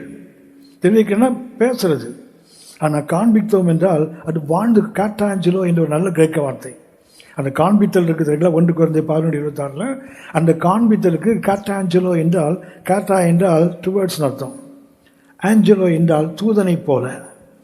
காண்பித்தல் எப்படின்னா, ஒரு தூதன் எப்படி இயேசுடைய பிறப்பை அறிவித்தானோ, இயேசு ஊழியங்கள் செய்த உபவாசம் இருந்தபோது வந்து அவர் எப்படி பலப்படுத்தினானோ, தூதனுடைய ஊழியம் எப்படிலாம் இயேசு வாழ்க்கையில் இருந்ததோ அதை தாண்டி நீங்களும் நானும் செய்யணும். அதை தாண்டி நீங்களும் நானும் செய்ய வேண்டும். அதனால நீங்களும் நானும் செய்ய வேண்டிய 2. மூன்றாவது, அவர் வருமளவும் அவருடைய இடத்தை. இதுக்கு என்ன வேண்டும்? ஜாக்கிரதை. இதுக்கு என்ன இருக்கக்கூடாது? அசதி. சரியா? இப்போ இந்த லூக்கா அந்த 19ஆம் அதிகாரத்தில் மாத்திரம் ஒரு நபரை நான் சுட்டி காட்டு என்னுடைய செய்தி நான் முடிக்கிறேன். லூக்கா 19ஆம் அதிகாரம், லூக்கா 19ஆம் அதிகாரம் 20ஆம் வசனம் வாசிங்க. பின்னும் வேறொருவன் வந்து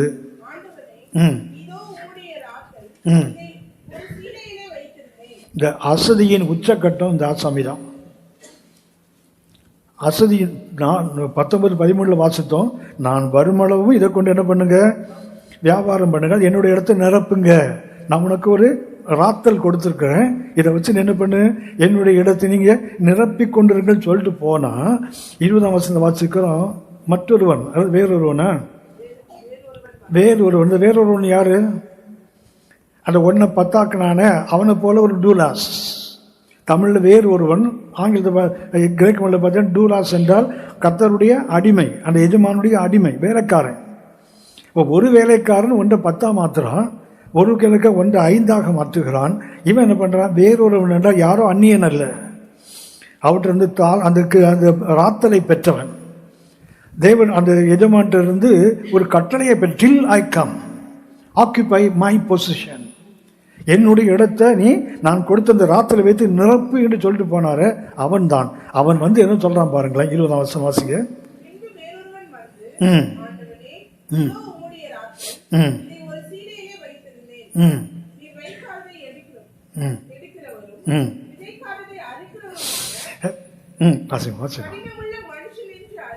போடுமா போடுமா போடுமா. இந்த 20ஆம் வசனத்தில் வாசிக்கிறோம். இவன் என்ன பண்ணா? கொண்டு போய் அதை ஒரு தாழ்ந்து என்ன பண்ணான்? ஒரு ராத்திரில் என்ன பண்ணான்? சீலையிலே பொடிந்து வைத்தான் போட்டிருக்கல. சீலை என்றால் என்ன செய்யலை? சீலை என்றால் என்ன செய்யலை? இங்கிலீஷில் சில டிரான்ஸ்லேஷனில் கர்ச்சீஃப்னு போட்டிருக்காங்க. சரியா? எதில் வச்சுருந்தானா? கர்ச்சீஃபில். நம்ம தமிழ் மொழியில் பார்த்தா நம்ம அம்மா சாரி தொங்குதில்லை, அதுன்னு சொல்லலாம், சாரின்னு சொல்லலாம். ஆனால் அங்கே பயன்படுத்துகின்ற கிரேக்க வார்த்தை பிணத்துக்கு முகத்தில் மூடுற துணின்னு அர்த்தம். கர்த்தர் கொடுத்த அந்த ராத்தல் எங்கே இருக்குது வாசிங்களா? யோவான் 20ஆம் அதிகாரம் 7ஆம் வசனம். யோவான் 20:7. இயேசு மரித்தார், அவர் உயிர்த்துட்டாரு. சீசர்கள் போய் பார்க்குறாங்க. பார்த்தபோது வாசிமா, சீலைகள் கிடக்கிறதையும் அந்த சீலை தான். அதுக்கு பயன்படுத்துகின்ற கிரேக்க வார்த்தை ரொம்ப அற்புதமான வார்த்தை, நாம் அறிந்து கொள்ள வேண்டிய வார்த்தை சோடாரியோன். சோடாரியோன் என்ற வார்த்தை தான் அங்கே பயன்படுத்துகிறாங்க. அதே வார்த்தை தான் லூக்கா 19:20 பயன்படுத்தப்படுகிறது. நான் சீலையில் பொடிஞ்சு வச்சேன் அப்படின்னா உடம்பை சுற்றுறதுக்கு நிறைய துணி இருக்கும், ரோல் பண்ணக்கூடியது.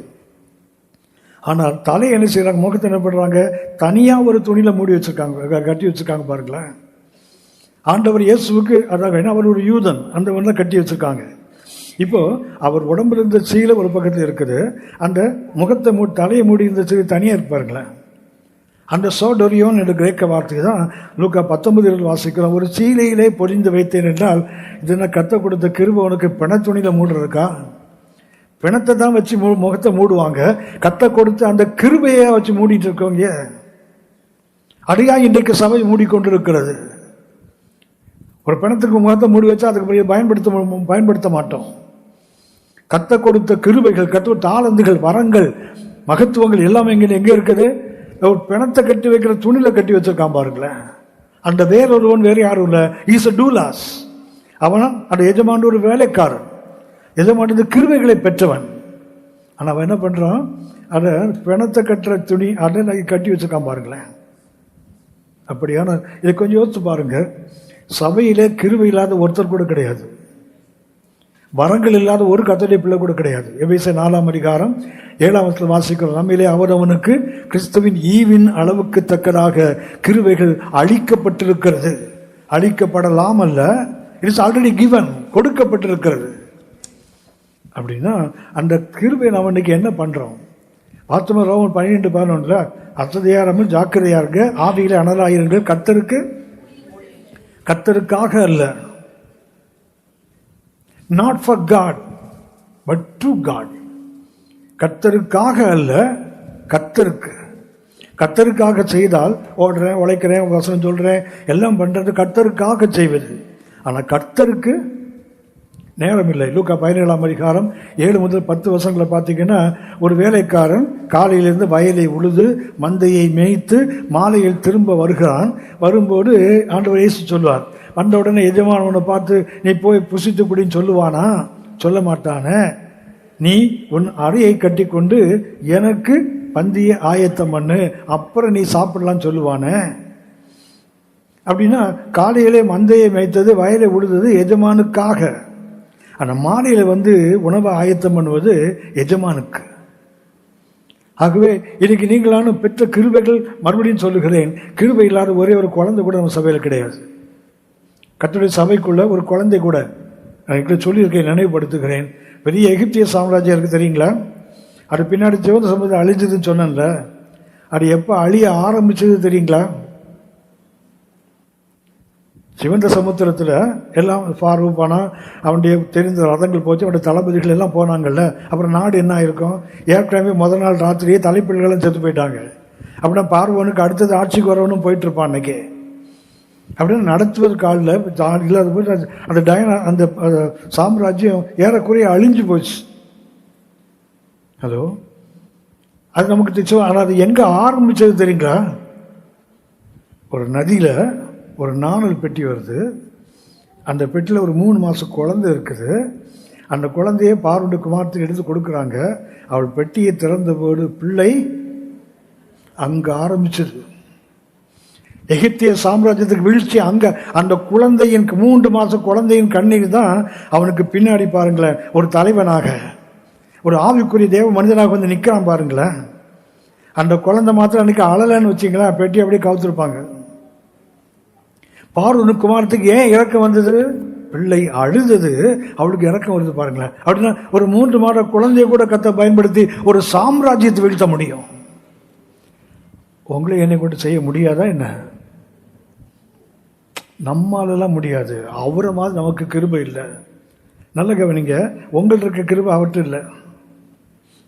அவங்களமா நமக்கு வரங்கள் இல்லை, உண்மைதான். நம்மை விட மிக சிறந்த தேவ மனிதர்கள். ஆனால் எனக்கு கொடுத்தது நமக்கு கொடுத்த மாதிரி அவங்கள்ட்ட இருக்காது.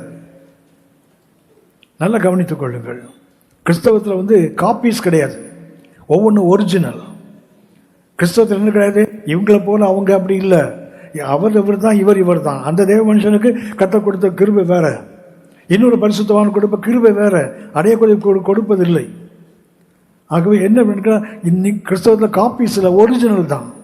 ஒவ்வொருவரும் கிறிஸ்துவை போல இருக்க வேண்டும், அதான் தேவனுடைய திட்டம். அப்படின்னா ஒரு 3 மாத குழந்தையின் கண்ணீரை கொண்டு கத்த ஒரு சாம்ராஜ்யத்தின் அழிவுக்கு வித்துட்டார் என்றால் நம்ம கொண்டு அதை செய்ய முடியாதா என்ன? கண்டிப்பாக செய்ய முடியும். அது நாம் என்ன பண்ணுறோம் தெரியுங்களா? அந்த பிரேத இப்போ தலையை கட்ட துணியில் மூட்டை கட்டி வச்சுருக்கோம் பாருங்களேன், அது தொங்கிட்டு இருக்குது. இஸ்ரேல் மக்களை கேட்டால் அவங்க சொல்லுவாங்க, அப்பா நீங்கள் சீயோனின் பாட்டை எங்கள் ஊரில் பாடுங்களேன். அப்போ அவன் சொல்லுவான், நான் எப்படி சீயோன் பாட்டை அந்நிய தேசத்தில் எப்படி பாடுவேன்? ஏன்டா பாட முடியல? அதுவா, நான் அடிமையாக போயிட்டேன். 2வது இங்கே கிண்ணறங்கள் அலறி செடியில் தொங்கிட்டு இருக்குமா. எங்கே தொங்குதான்? கிண்ணறங்கள் எங்கே தொங்குதான்? அது கையில் இருந்தால் தானே கர்த்தரை மகிமைப்படுத்தும். அதை நீ அலறி செடியில் தொங்க விட்டா, இன்றைக்கு நீங்கள் எதை கற்றுக் கொடுக்கீங்களோ இல்லையோ, ஆலயத்துக்கு வந்திருப்பது கர்த்தருடைய கிருபை, தேவனுடைய முன் தீர்மானம். உங்களுக்குள்ள என்ன இருக்குது கிருபைங்கிறத முதல்ல கண்டுபிடிங்க, தேடி கண்டுபிடிக்க வேண்டும். சும்மா ஈஸியாக தெரிஞ்சிடாது. என்னை குறித்த தேவ சித்தம் என்ன? நம்ம இன்னைக்கு ஒரு அடைக்கப்பட்ட நிலையில் இருக்கும்போது என்ன நினைக்கிறோம், என்ன செய்யறதுன்னு தெரியலையே, ஆண்டவர் என்னை ஏன் இப்படி வச்சிருக்காரு? காரணம் என்ன? நமக்கு நம்மை பற்றிய தேவ சித்தம் தெரியல, அதான் பிரச்சனை. நமக்குள்ள என்ன கர்த்தர் வைத்திருக்கிறார், என்னை குறித்து கர்த்தர் என்ன செய்ய போகிறார், அது எனக்கு தெரிந்திருந்தால் ஒன்று கேட்பீங்க, அப்படின்னா தேவ சித்தத்தை எப்படி தெரிகிறது? ரொம்ப சிம்பிள். இப்போ ஜெபம் பண்ணுங்க, அந்த வேலை போல ரத்தம் வெளியே வரணும். ஹலோ, ஏசுநாதருக்கு அப்படி தானே வந்தது? வந்துதா? அப்படி தானே வந்தது. லூக்கா 24:2 அவருடைய வேர்வை ரத்தத்தின் எதுக்கு? தெரிந்த தேவ சித்தத்தை அறிவதற்கு தான் அப்படி வந்தது. அவர் வந்தது சிலுவைக்குத்தான். எபிரேயர் 10:5 வாசிக்கிறோம், ஆகையால் உலகத்தில் பிரவேசிக்கும் போது பலியையும் காணிக்க விரும்பாமல் எனக்கு ஒரு சரீரத்தை ஆயத்தம் பண்ணினீர். தேவனே, பாவ நிவாரணம் குற்றவாரம் பிரியமில்லைன்னு சொன்னீர். இதோ உங்கள் சித்தத்தின்படி செய்ய வருகிறேன். என்னை குறித்த புஸ்தக சொல்லில் சிலுவையை பற்றி அவருக்கு எழுதுறதுக்கு தானே வந்தாரு. வந்தவர் கெத்செமனேல ஜெபம் பண்றாரு, இது உங்க சித்தம் தானா? அப்படின்னா தெரிந்த சித்தத்துக்கே வேர்வை ரத்தத்தின் பெருந்துளியா வர அளவுக்கு ஜெபிக்கணும்னா தெரியாத சித்தத்துக்கு எவ்வளவு ஜெபம் பண்ணணும்? அன்புக்குரியவர்களே, உங்களை பற்றி என்னை பற்றி முதல்ல நமக்கு நம்மை பற்றி தெரியணும். நம்ம அடுத்தவங்களெல்லாம் இவரால் மதிப்பீடு செய்கிறோம். ஆனால் என்ன வேண்டும்? என்ன நான் மதிப்பீடு பண்ணணும்ல. எனக்குள்ள கத்தை என்ன இன்வெஸ்ட் பண்ணியிருக்காரு, எனக்குள்ள என்ன கத்தை முதலீடு செய்து வைத்திருக்கிறார், அதை நான் பயன்படுத்துகிறேனா இல்லை என்றால் நான் அதை அழித்து கொண்டிருக்கிறேனா? எசேக்கியேல் 16:49 வாசிங்க. எசேக்கியேல் 16:49. இதோ கர்வமும் ஆகார திரட்சியும் நிர்விசாரமான சாங்கோபாங்கமுமே சோதோமின் அக்கிரமும் போட்டிருப்பாருங்க. வாசிங்க. இதோ கர்வம், ஆகார திரட்சி, இதான் அசதி. நிர்விசாரமான சாங்கோபம் வந்து எக்ஸசிவ் ரெஸ்ட், அளவுக்கு மிஞ்சின ஓய்வு. சோதோமின் அக்கிரமம், தலையில அன்னைக்கு கொட்டினார கத்த அக்னி கந்தகத்தை கொண்டு கொட்டினார. ஏன் தெரியுங்களா? கர்ப்பம், ஆகார திரட்சி, 3வது நிர்விசாரமான சாங்கோபாங்கம். பார்த்தீங்கன்னா அளவுக்கு மிஞ்சின ஓய்வு. ஓய்வு தேவை, ஓய்வு மனிதனுக்கு தேவை. ஆனால் அளவுக்கு மிஞ்சினால் அன்புக்குரியவர்களே மிக மிக அவசியம். சோதோமுக்கு அன்றைக்கு அவ்வளோ பெரிய அழிவு வந்த காரணம் 3 காரணம் தான். ஒன்று பெருமை. ஆவிக்குள் வருது பெருமைக்கு பஞ்சமே இல்லை. pride of face, pride of race, pride of grace, pride of place. பைபிளில் 4 பெருமை இருக்குது. ஒன்று pride of face, முகத்தின் பெருமை. கொஞ்சம் தோல் வெள்ளையாக இருந்தால் அதில் ஒரு பெரிய பெருமை இருக்குது. கருப்புன்னு சொல்ல மாட்டாங்க, கருப்புன்னு பாருங்களேன். கருப்புன்னு சொல்ல மாட்டான், ஏன்னா இவங்க வெள்ளையாக இருக்காங்கல்ல, கருப்பு அப்படின்னு பாருங்களேன். கர்த்தர் கிருபை அவங்கள வெள்ளையாக வச்சிருக்காரு. சந்தோஷம், கர்த்தருக்கு மகிமை. நல்லா கவனித்துக்கொள்ளுங்க. என்ன பண்ணுறோன்னா அந்த முகத்தில் ஒரு பெரிய பெருமை இருப்பாருங்களேன். அடுத்தது பார்த்தீங்கன்னா ப்ரைட் ஆஃப் பிளேஸ், இருக்கிற இடத்துல ஒரு பெருமை இருக்குது. எங்கள் ஊர் எந்த ஊர் தெரியுமா? ஒரு முறை தென்காசியில் குற்றாலத்தில் அங்கே ஒரு குருக்குள் இருக்குது. அங்கே பராஸ்கிருதி காலேஜுக்கு எதில் இருக்கும். அங்கே ஒரு முறை ஒரு மீட்டிங்கில் பேசிட்டு நான் ட்ரெயினில் வரேன். வரும்போது ஒரு திருத்தங்கள் ஒரு ஸ்டேஷன் இருக்குது, அதில் வரும்போது எப்படின்னா அந்த ஸ்டேஷன் அப்படி திரும்பி அந்த ட்ராக்கே அப்படி திரும்பி வரும், பிளாட்ஃபார்மே அப்படி ரவுண்டாக தான் இருக்கும். என் கூட அந்த கம்பார்ட்மெண்ட்டில் உட்கார்ந்திருந்த ஒருத்தர், அதாவது சென்னையில் உள்ள ஒரு வியாபாரிகள், அவங்க விசுவாசிகள், அவங்கெல்லாம் ஒரு சின்ன டீமாக வச்சுட்டு அவங்க கார்லெல்லாம் போய் சுற்றிட்டு அப்படி வராங்க. அப்படி தென்காசி வந்து இங்கே வந்துருந்த ட்ரெயினில் வராங்க. அந்த திருத்தங்கள் அப்படி டேர்ன் ஆகும்போது அதில் மெதுவாக போகும், அது காஷன் ஆர்டர் மாதிரி போயிட்டுருக்கோம். அதில் ஒருத்தர் அதுலேருந்து பிளாட்ஃபார்மில் குதிச்சார். நான் பார்த்தேன், என்னடா அந்த வசனம்லாம் பேசிகிட்டு இருந்தாங்க ஆளுங்க, குதிக்காமல் பார்த்தா தரையில் அந்த பிளாட்ஃபார்மில் குனிஞ்சு முத்தம் பண்ணிவிட்டு திருப்பி வந்து பிளாட்ஃபார்ம் ஏற்றார். நான் பிறந்த மண்ணுடா பேசுகிறான். இவங்களை என்ன சொல்ல, இவங்களை அதில் ஒரு பெருமை இருப்பாருங்களேன், அது பரவாயில்ல. சபையில் இருக்கிற இடத்துல பெருமை இருப்பாருங்களேன். ஹலோ, யாக்கோபு 2ஆம் அதிகாரம் 1ஆம் வசனம் பார்த்தீங்கன்னா 2 பேர் சபைக்கு வராங்க. அதில் ஒருத்தர் யார்? ஒரு பெரிய செல்வன், ரிச் மேன். அவனுக்கு என்ன இருக்குது? அந்த நல்ல இடத்துல உட்காருங்க. அப்புறம் ஒரு தரிச்சரன், கிழிஞ்ச சட்டை பரட்ட தலையாக ஒருத்தன் வரான். அவனை பார்த்து அங்கே நில்லு, இல்லைன்னா என் காலுக்குள்ள வந்து உட்காரு. இடத்துல கூட பெருமை இருக்கு பாருங்களேன். நமக்கு இருக்குல்ல பெருமை இருக்குல்ல. நாம் சபையில் இருப்பதுக்கு நமக்கு ஒரு இடம் இருக்குது தெரியுங்களா. நம்ம கொஞ்சம் லேட்டாக வந்து அந்த இடத்துல வேறு எவனா இருந்தான்னு வச்சிங்களேன், பார்க்குற பார்வையில் அவனை எரிச்சிட மாட்டோம். அப்படி ஒரு லுக்கு ஒன்று விடுவோம் பாருங்களேன், அவன் ஆட்டோமேட்டிக்காக தள்ளி போயிடுவான். அப்படியும் இல்லைன்னா கடைசியில் எல்லாம் எழுந்திருப்போம், கத்திரி ஆரம்பி சொல்லும்போது இடித்து தள்ளி போய் கரெக்டாக நம்ம இடத்துல போய் நினைப்போம்ல. இடத்துல பெருமை இருக்குல்ல. நல்ல கவனி, நிறைய பெருமைகள் வேறு. சோடோமின் அக்கிரமம் பெருமை, அது ப்ரைட். அடுத்தது என்ன? சாப்பாடு. ஆவிக்குரிய உலகம் கெட்டு போனது உங்களுக்கு தெரியும் நினைக்கிறேன். ரோம சாம்ராஜ்யம் உலகத்தினுடைய கடைசி இருந்த சாம்ராஜ்யம், மிக முக்கியமான சாம்ராஜ்யம். அது அழிஞ்சு போனதுக்கு காரணம் சாப்பாடு. அந்த சாம்ராஜ்யம் அழிஞ்சு போனதுக்கு காரணம் சாப்பாடு. இன்னைக்கு கிறிஸ்தவ உலகத்தை பார்த்தீங்கன்னா சாப்பாட்டுக்கு இன்னைக்கு காலையில் சாப்பிடாம வந்திருப்பீங்க, ஆனால் நேற்று ராத்திரியே பிளான் பண்ணியிருப்பீங்க நாளைக்கு மத்தியானம் என்ன சாப்பிடணும். ஹலோ, எந்த சொமோட்டோவில் வாங்கணுமா டொமோட்டோவில் வாங்கணுமான்னு போய் பிளான் பண்ணியிருப்போம்ல. போகும்போது எந்த கடையில் போய் பிரியாணி பொட்டில் மூட்டை மூட்டையாக வாங்கிட்டு போகணுன்னு பிளான் பண்ணிட்டோங்க. என்னம்மா? இல்லையாம்மா, ஒரு பானை சோத்துக்கு ஒரு சோறு பதம்.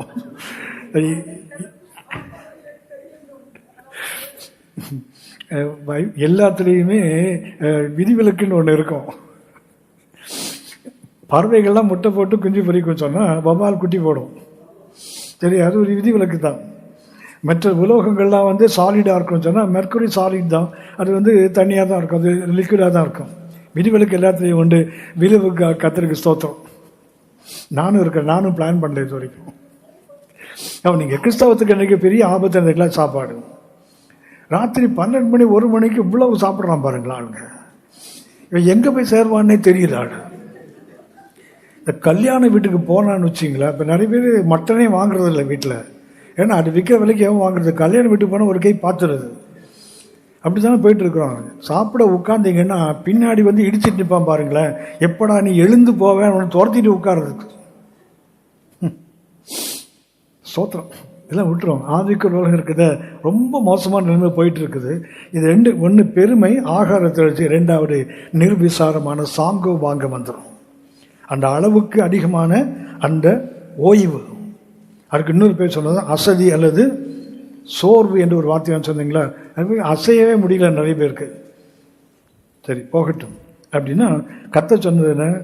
நான் வரும் அளவும் இதை கொண்டு நீ என்னுடைய இடத்தை நிரப்பு. ஆனால் இவன் என்ன பண்ணா தெரியுங்களா?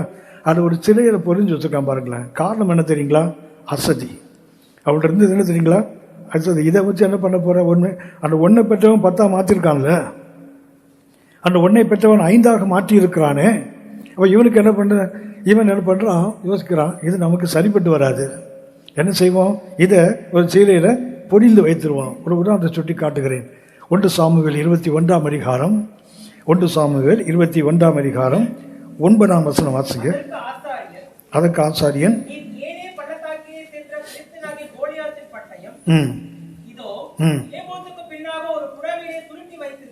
ஒரு புடவையிலே பொடிந்து வைத்திருக்கிறது.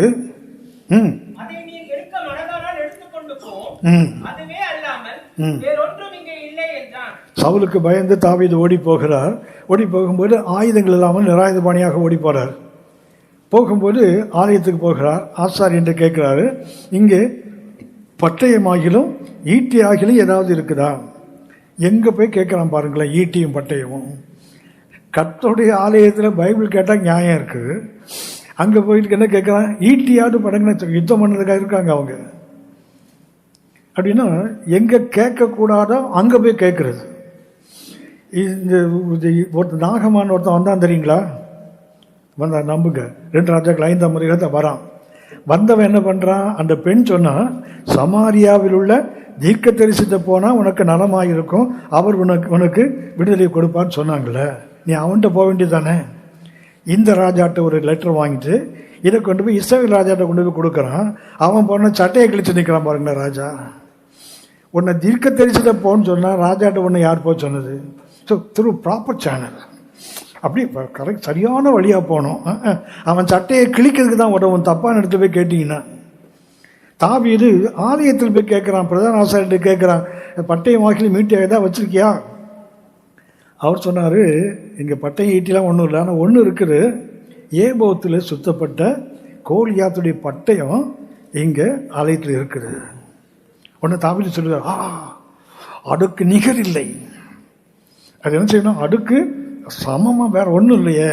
சரிப்பா, கோலியாத்தினை வீழ்த்தும் போது 1 சாமுவேல் 17ஆம் அதிகாரம் 54ஆம் வசனம் பார்த்தீங்கன்னா, கோலியாத்து பட்டயத்தை எடுத்து கோலியாத்து தலையை வெட்டிட்டு, ஒரு 57ஆம் வசனம் பார்த்தீங்கன்னா என்ன பண்ணுறான்?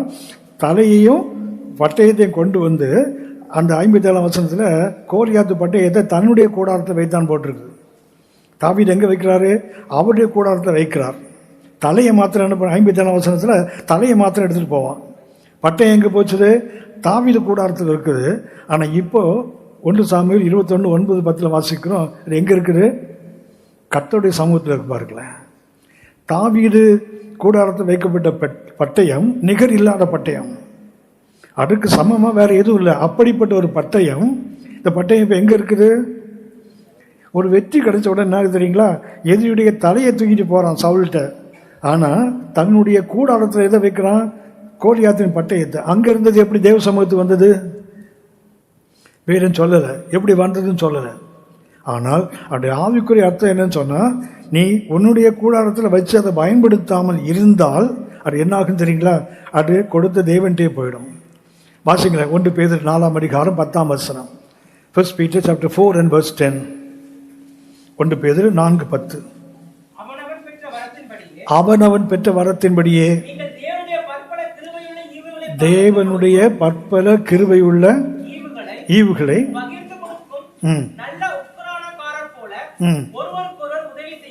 என்ன செய்யணுமா? நாம் பெற்ற பற்பல கிருபையுள்ள வரங்கள் போட்டு பாருங்களேன். ஆங்கிலத்தை பார்த்தீங்கன்னா manyfold grace of God இருக்கும். manyfold grace of God. கர்த்தர் நமக்கு கொடுக்கிற பற்பல கிருபையுள்ள வரங்கள் ஈவுகள் இருக்குதா, அதுக்கு ஆங்கிலத்தை வாசிக்கிறோம் manyfold grace. manyfold grace என்ற அர்த்தம் தெரியுங்களா? இந்த கடல் அலை வருது தெரியுங்களா? வந்துட்டே கரையில் அடிக்கிறது இல்லை, அது இங்கே அடிக்கிறது இல்லை, அங்கேருந்து எழும்பி தான் அங்கே வருது. கர்த்தரது கிருபைகளும் அலைகளை போல வந்து கொண்டே இருக்கிறது. எதுக்கு? நாம் அதை பகிர்ந்து கொடுக்க வேண்டும், அதை பயன்படுத்த வேண்டும். பயன்படுத்தாமல் என்ன பண்ணுறோம்? அப்படியே வச்சோன்னு என்ன ஆகும் தெரியுங்களா? அந்த கடலில் கரைக்கு வந்து தெரியுங்களா, அங்கேயே நின்று விடாது, மறுபடியும் கடலுக்குள்ளே போயிடும். கர்த்தருடைய பற்பல கிருபையுள்ள ஈவுகளை பெற்றவர்கள் அதை மற்றவங்களுக்கு பகிர்ந்து கொடுத்து தேவனுக்கு மகிமையாக அதை பயன்படுத்தாவிட்டால் அதை கொடுத்தோட்டே போயிடும், அவ்வளவுதான். அது ஒன்றும் கரையில் இன்னும் நமக்காக வெயிட் பண்ணிட்டு இருக்காது. அன்புக்குரியவர்களே, மிக மிக அவசியமாக கவனிக்க வேண்டியது, எதை கற்றுக்கொள்ளுங்களோ இல்லையோ, இந்த அசதி உங்கள் வாழ்க்கையில் என் வாழ்க்கையில் இருக்கக்கூடாது. கர்த்தர் சபைக்கு கொடுத்த வார்த்தை இது. இந்த அசதி என்ன செய்யணும்னா, கர்த்தர் நமக்கு கொடுக்குற ஆசீர்வாதங்களை சொந்தப்படுத்த முடியாது. கர்த்தர் நமக்கு கொடுத்துருக்க இந்த பழைய விக்கிரகங்கள் இருந்த தேசத்தை நம்மளால் சொந்தப்படுத்த முடியாது. இன்னைக்கு காலையில் எனக்கு ஒரு செய்தி வந்தது, நான் அந்த மெசேஜை படித்தவருக்கு வருத்தமாக இருந்தது. யூபி ஸ்டேட்டில் பார்த்தீங்கன்னா எத்தனையோ மிஷினரிகள் ஜெயிலில் இருக்காங்க, எத்தனையோ மிஷினரிகள் போலீஸ் ஸ்டேஷனில் நிற்கிறாங்க, எத்தனை பேர் கோர்ட்டில் ஜாமீனுக்காக நிற்கிறாங்க. யோசிச்சு பாருங்க, அவருடைய குடும்பம் என்ன ஆயிருக்கு பாருங்க. எனக்கு ஒரு ஃபோட்டோ வந்து அந்த ஃபோட்டோவில் பார்த்தேன், 3 பிள்ளைகள், ஒரு குழந்தைக்கு 6 வயது, ஒரு குழந்தைக்கு 3 வயது, ஒரு வயசில் ஒரு குழந்தை, 3 பேர் ஒரு மிஷினரியோட குழந்தைகள். அந்த அம்மா ஃபோட்டோவில் இல்லை, அந்த அம்மா இருக்காங்க, மிஷினரி ஜெயிலில் இருக்காரு. இன்றைக்கு அதிகமாக கிறிஸ்தவம் தாக்கப்படுவது யூபி மாநிலத்தில். இப்போ என்ன தெரியுமா சொல்லிட்டு இருக்காங்க, எந்த வீட்டிலையாவது கையை தட்டி பாட்டு பாடி ட்ரம் அடித்து பாட்டு சத்தம் கேட்டால் வீட்டை இடிச்சிருவோம். யோசித்து பாருங்க, ஒரு பொல்லாத காலகட்டத்தில் இருக்கிறோம். நீங்களும் ஜெபிக்கிற மாத்திரம் அல்ல, நாம் எழுந்து செயல்பட வேண்டிய காலம். பெற்ற கிருபைகளை வைத்துக்கொண்டு, நான் திரும்பவும் சொல்லுகிறேன், கிருபை இல்லாத ஒருத்தர் கூட கத்தோலிக்க சபையில் இருக்க முடியாது. எல்லாருக்கும் கிருபை இருக்க, அளவுகள் வித்தியாசப்படலாம், கர்த்தர் கொடுத்த கிருபைகள் மாறுபடலாம். ஆனால் கிருபை இல்லைன்னு சொல்லி ஒருத்தர் கூட சொல்ல முடியாது. அது எப்போவாது பயன்படுத்தியிருக்கமான்னு கொஞ்சம் யோசித்து பாருங்க. இவர்கிட்ட என்ன இருக்குது? அசதி இருக்கு பாருங்க. தாவீது கோலியாத்தின் பட்டயம் தான். இப்போ அது எங்கே இருக்குது? கர்த்தருடைய சமூகத்தில் ஏபோத்தில் சுற்றி வச்சிருக்காங்க பாருங்க. நிகர் இல்லாத பட்டயம். ஆமாம், அது அங்கே இருந்து என்ன லாபம்? அன்புக்குரியவர்களே, இதுக்கு மிக மிக அவசியமானது, கவனிக்க வேண்டிய ஒன்று. நான் அடுத்து கடந்து போகிறேன். ஒன்று, அவனுக்கு என்ன இருந்தது? இந்த வெளிக்காரனுக்கு ஆக்கியூபைட் லைக்காமன்னு சொன்னார் இல்லையா, அவனுக்கு என்ன இருந்தது? அசதி. ரெண்டாவது அச்சம். அவனுக்கு என்ன இருக்குது? அவனுக்கு பயம் இருக்குது. ஏன் பயம்? வாசிங்க 21ஆம் வசனம் வாசிங்க. லூக்கா 19:21.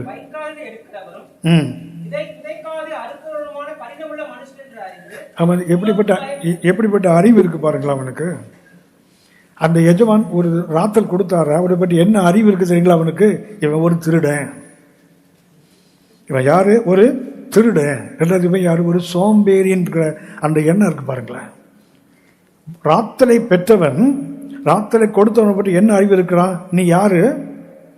நீ விதைக்காத இடத்துல, அப்படின்னா யாரு? விதைக்காமலே போய் அறுத்த அவன் திருடன் தானே. விதைக்காத இடத்துல அறுத்தால் அவன் யாரு? அடுத்தது விதைக்காததை அறுப்பவன், எடுப்பவன். ரெண்டாவது வைக்காததை ஸ்மரிக்க வேண்டாம், வைக்காததை எடுப்பவன். வைக்காத எடுக்கவன் யாரு? திருட. அடுத்து விதைக்காத அறுப்பவன் யாரு? அவன் சோம்பேறி. விதைக்காம தூங்கிட்டு அறுவடை நேரத்தில் அறிவாள் எடுத்துட்டு போன எது லாபம் இருக்குதா? அப்படின்னா இவன் எஜமான பற்றி இவனுக்கு அறிவு என்ன அறிவு இருக்குது? இந்த எஜமானா இவன் யாரு? ஒரு கள்வன். இவன் யாரு? வைக்காததை எடுக்கிற ஆளு. அடுத்தது இவன் யாரு? விதைக்காததை அறுக்க வர்றவன். நமக்கு இதை மிகவும் கவனிக்க வேண்டிய ஒன்று. அந்த எஜமானை பற்றி அவனுக்கு இருக்க அறிவை பாருங்களேன். இந்த எஜமான் எப்படிப்பட்டவர் தெரியுங்களா? அவர் முதல்ல கொடுக்கின்ற ஒன்று இருக்குது, அவனுடைய நம்பிக்கை. இவனுக்கு கொடுத்தானே, இவனுக்கு ஒரு ராத்திரி கொடுத்தானே, அவனுக்கு என்ன இருக்குது? அவனுக்கு ஒரு நம்பிக்கை. 13ஆம் வசனம் பார்த்தீங்கன்னா லூக்கா 19:13 அவன் எப்போ கொடுக்கல? முதல்ல கொடுக்கல. அவன் அதுக்கு முன்னாடி வசனம் பார்த்தீங்கன்னா தூர தேசத்துக்கு போகிறான். அந்த தூர தேசத்துக்கு போகும்போது என்ன செய்கிறான்? அவன் புறப்படும் போது அழைத்து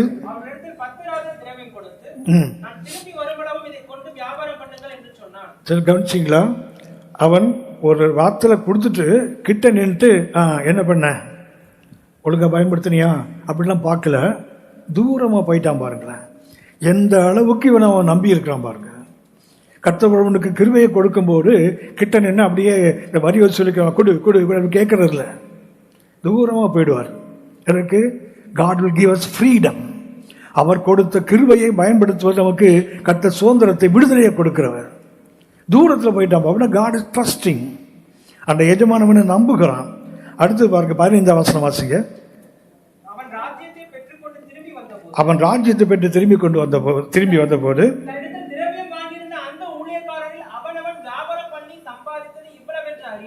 எதுக்கு?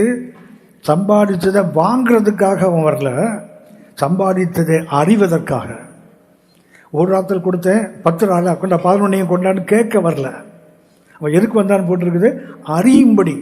அதாவது இந்த இதமான தூரம் போயிட்டான், போய் கொடுத்துட்டு போயிட்டாரு ஊழியர்களுக்கு. அந்த நாட்டில் உள்ள மக்கள் என்ன பண்ணுறாங்க? இவனுக்கு தேசம் கொடுக்கக்கூடாது பிரச்சனை பண்ணுறாங்க. அவன் திரும்பி வந்தவனை யாரை பண்ணுறான்? எதிரியை தானே அடிச்சிருக்கணும். ஆனால் முதல்ல யாரை கேட்குறான்? அந்த ராத்தலை பெற்ற ஊழியக்காரனை பார்த்து இருக்கிறான். யூ வாண்ட் டு நோ, கொடுத்த அந்த ராத்தலை எப்படி பயன்படுத்துகிறாங்க. ஏசு சொல்லிட்டு போனார், நான் வரும் வரை இதை வச்சு வியாபாரம் பண்ணு, வந்த பிறகு முதல்ல அக்கிரமம் பண்ணவனுக்கு அப்புறம் தான் தண்டனை. ஹலோ முதல்ல அதை வாங்கிட்டு பயன்படுத்தாதன்னு கேட்குறாரு, நீ எவ்வளோ இதை வச்சு சம்பாதிச்ச அப்படின்னா இவர் என்ன சொல்ல போனால் மோர் ட்ரஸ்டிங். முதல்ல ஹி வாஸ் ட்ரஸ்டிங், நம்புகிறவன் இப்போ கொஞ்சம் அதிகமாகவே நம்புகிறான். யார? எதிரி அப்புறம் பார்த்துக்கலாம்ப்பா, முதல்ல நம்மகிட்ட கிருபையை வாங்கினானே, அவன் இதை இவ்வளவு சம்பாதிச்சிருக்கான். அதை அவர் தனக்காக வாங்கி கொள்வதற்காக கேட்கல, அறிவதற்காக. 3வது 17ஆம் வசனம் வாசிங்க.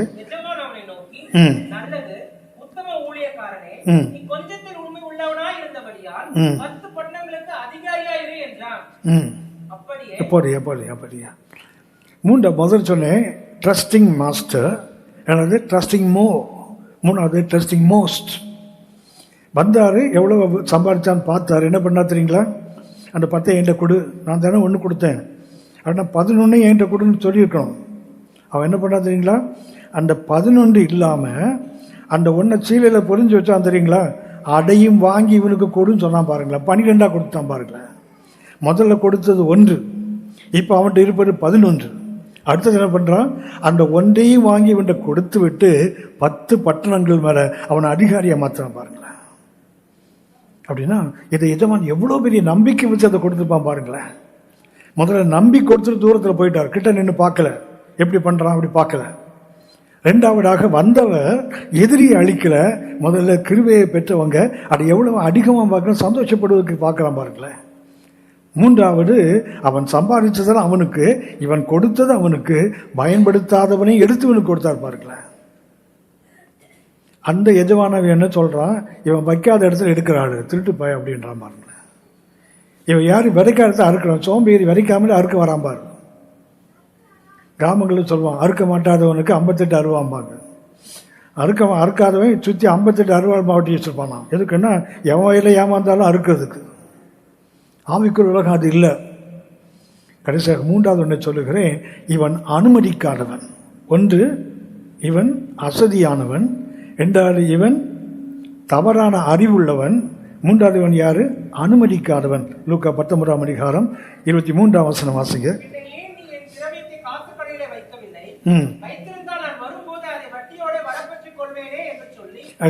அடுத்தவனை அனுமதிக்காதவன். இவனுக்கு ஒரு தாளந்த ஒரு ராத்தல் அதை துணியில சுற்றி வச்சவன் என்ன பண்ணியிருக்கணும்? சரி, என்னால் முடியலை, நான் என்ன செய்கிறேன், பயன்படுத்துகிறவன்ட்ட கொடுக்கலாம்ல. அவனுக்கு பயன்படுத்த முடியலை, பயப்படுறான். ஏன்? ஒருவேளை அவன் கொடுத்தது திரும்பி வராமல் போயிட்டான், நான் கொடுத்தது நஷ்டம், அவன் கொடுத்தது நஷ்டமாக போயிட்டான், திருப்பி கேட்கும்போது கொடுக்க முடியாத. ஸோ உனக்கு பயம் இருந்தது. அப்போ என்ன பண்ணியிருக்கணும்? பயன்படுத்த கொடுத்துருக்கலாம்ல. நமக்கு தெரியுமே, வைக்க போரில் ஒன்று படுத்திருக்கோம்ல, வைக்கோல் போரில் ஒன்று படுத்திருக்கும். வைக்கோலை சாப்பிட்றதுக்கு மாடு வரும். இந்த படுத்திருக்கிறது சாப்பிட போகிறதில்ல, ஆனால் அதை சாப்பிடவும் விடாது. அதுக்கு பேர் உங்களுக்கு தெரியும், வைக்கோல் போர் தெரியும் தானே? வைக்கோலாவது தெரியுமா? சரி, வைக்கோல் போர் பார்த்துருக்கீங்களா? பார்த்துருக்கீங்க, சரியா? அதில் சாப்பிட்றதுக்கு மாடு வரும். அங்கே ஒரு நாய் ஒன்று படுத்திருக்கோம். அதில் நான் அதை சொல்ல வேண்டாம்னு நினச்சேன், சொன்ன உங்களுக்கு புரிஞ்சுன்னு சொல்ல வேண்டாம்னு நினச்சேன். நீங்கள் முடிச்ச முடியல, அது வழி இல்லாமல் அதையும் சொல்லி சொல்ல வேண்டியதாக போச்சு. இது படுத்துருக்குல்ல, நீ சாப்பிட போறியா? இல்லை. சாப்பிட்றது சாப்பிட்டு போட்டு உனக்கு என்னையா வைத்திருத்தல், குலைச்சி அதை சாப்பிட விடாது பாருங்களேன். அவன் தான் இவன், இந்த வேறொருவன். கர்த்தருக்கு ஊழியம் பண்ணுறான்னா என்ன பண்ணுற? நீ ஊழியம் செய்யவும் மாட்ட, ஊழியம் செய்கிறத பாழாக்கிட்டு உட்காந்துருப்ப, படுத்துட்டு உட்காந்துருப்ப. இல்லை, கொஞ்சம் யோசித்து பாருங்க. நாம் ஜெபிப்போம். நிறைய சொல்லணும் உங்களுக்கு, என்ன தெரியல, உங்ககிட்ட வந்தால் நிறைய வந்துக்கிட்டே இருக்குது. நானும் ரொம்ப நேரமாக நிறுத்த ட்ரை பண்ணிகிட்டே இருக்கேன். கர்த்தருடைய கிருபை உங்கள்கிட்ட இருக்கிறதுல பார்த்த உடனே, உங்கள் மறந்த முகத்தை பார்த்த உடனே மனம் தானாக திறந்துருது. ஆனால் கொஞ்சம் முன்னாடி பார்த்தா வந்ததும் போயிடும் போல் இருந்தது. இப்படி சீரியஸாக உட்காந்துருந்தீங்க பாருங்களேன். கர்த்தருக்கு மகிமை. நல்லா ரிசீவ் பண்ணியிருக்கீங்க, அதை செயல்படுத்துவோம். சரியா? சரின்னு யாராவது சொல்கிறீங்களா? சாப்பாடை பற்றி சொன்னால் மாத்திரம் உடனே இல்லைன்னு மாத்திரம் சொல்கிறீங்களா? அதை சரின்னு யாராவது சொல்கிறீங்களா? ஜெபம் பண்ணலாமா? ஜெபிப்போம், கர்த்தரை நோக்கி பார்ப்போம். அசதியாகிராமல் ஜாக்கிரதையாயிருங்கள், ஆவியிலே அனலாயிருங்கள், கர்த்தருக்கு ஊழியம் செய்யும். கர்த்தருக்காக அல்ல. இன்னைக்கு நிறைய பேர் கர்த்தருக்காக ஊழியம் பண்ணுறாங்க, ஆவியிலே அனல் இல்லாமலே செய்கிறாங்க, அசதியாக கூட ஊழியம் செய்கிறாங்க. எரேமியா 48ஆம் அதிகாரம் 10ஆம் வசனம் சொல்லுது, கர்த்தருடைய வேலையை அசதியாக செய்தவன் சபிக்கப்பட்டவன் போட்டு. கர்த்தருடைய ஊழியத்தை செய்தும் சாபம் வேண்டுமா? கர்த்தருடைய வேலை அசதியாக செய்தால் சாபம் போட்டிருக்கு பைபிளில். கர்த்தரை நோக்கி பார்ப்போம். அவர் வருமளவும் செய்ய வேண்டிய 3, அவரை பின்பற்றுவது வருமளவும். அதற்கு 3, முதலாவது ஒன்றை கவனித்தோம், உனக்குள்ளதை பற்றி கொண்டது. 2வது ஒன்றை கவனித்தோம், என் மரணத்தினை காண்பித்து கொண்டது. 3வதாக என்னுடைய இடத்தை நிரப்பு. அந்த இடத்தை நிரப்புறதை பற்றி தான் உங்களோட நான் சொல்லியிருக்கிறேன். அந்த வேறொருவன், அவனுக்கு இருந்தது அசதி. 2வது அவங்ககிட்ட இருந்தது அறிவு, தப்பான அறிவு. 3வது கண்ணில் மூடி இருக்கும்போது கொஞ்சம் செஞ்சு பார்ப்போம், நான் அடுத்தவனை அனுமதிக்கிறவனா இல்லை நானே எல்லாம், நானும் செய்ய மாட்டேன், யாரையும் செய்ய விட மாட்டேன் அப்படி நினைக்கிறவங்களா? கர்த்தரை நோக்கி பார்ப்போம், ஜெபிப்போம்.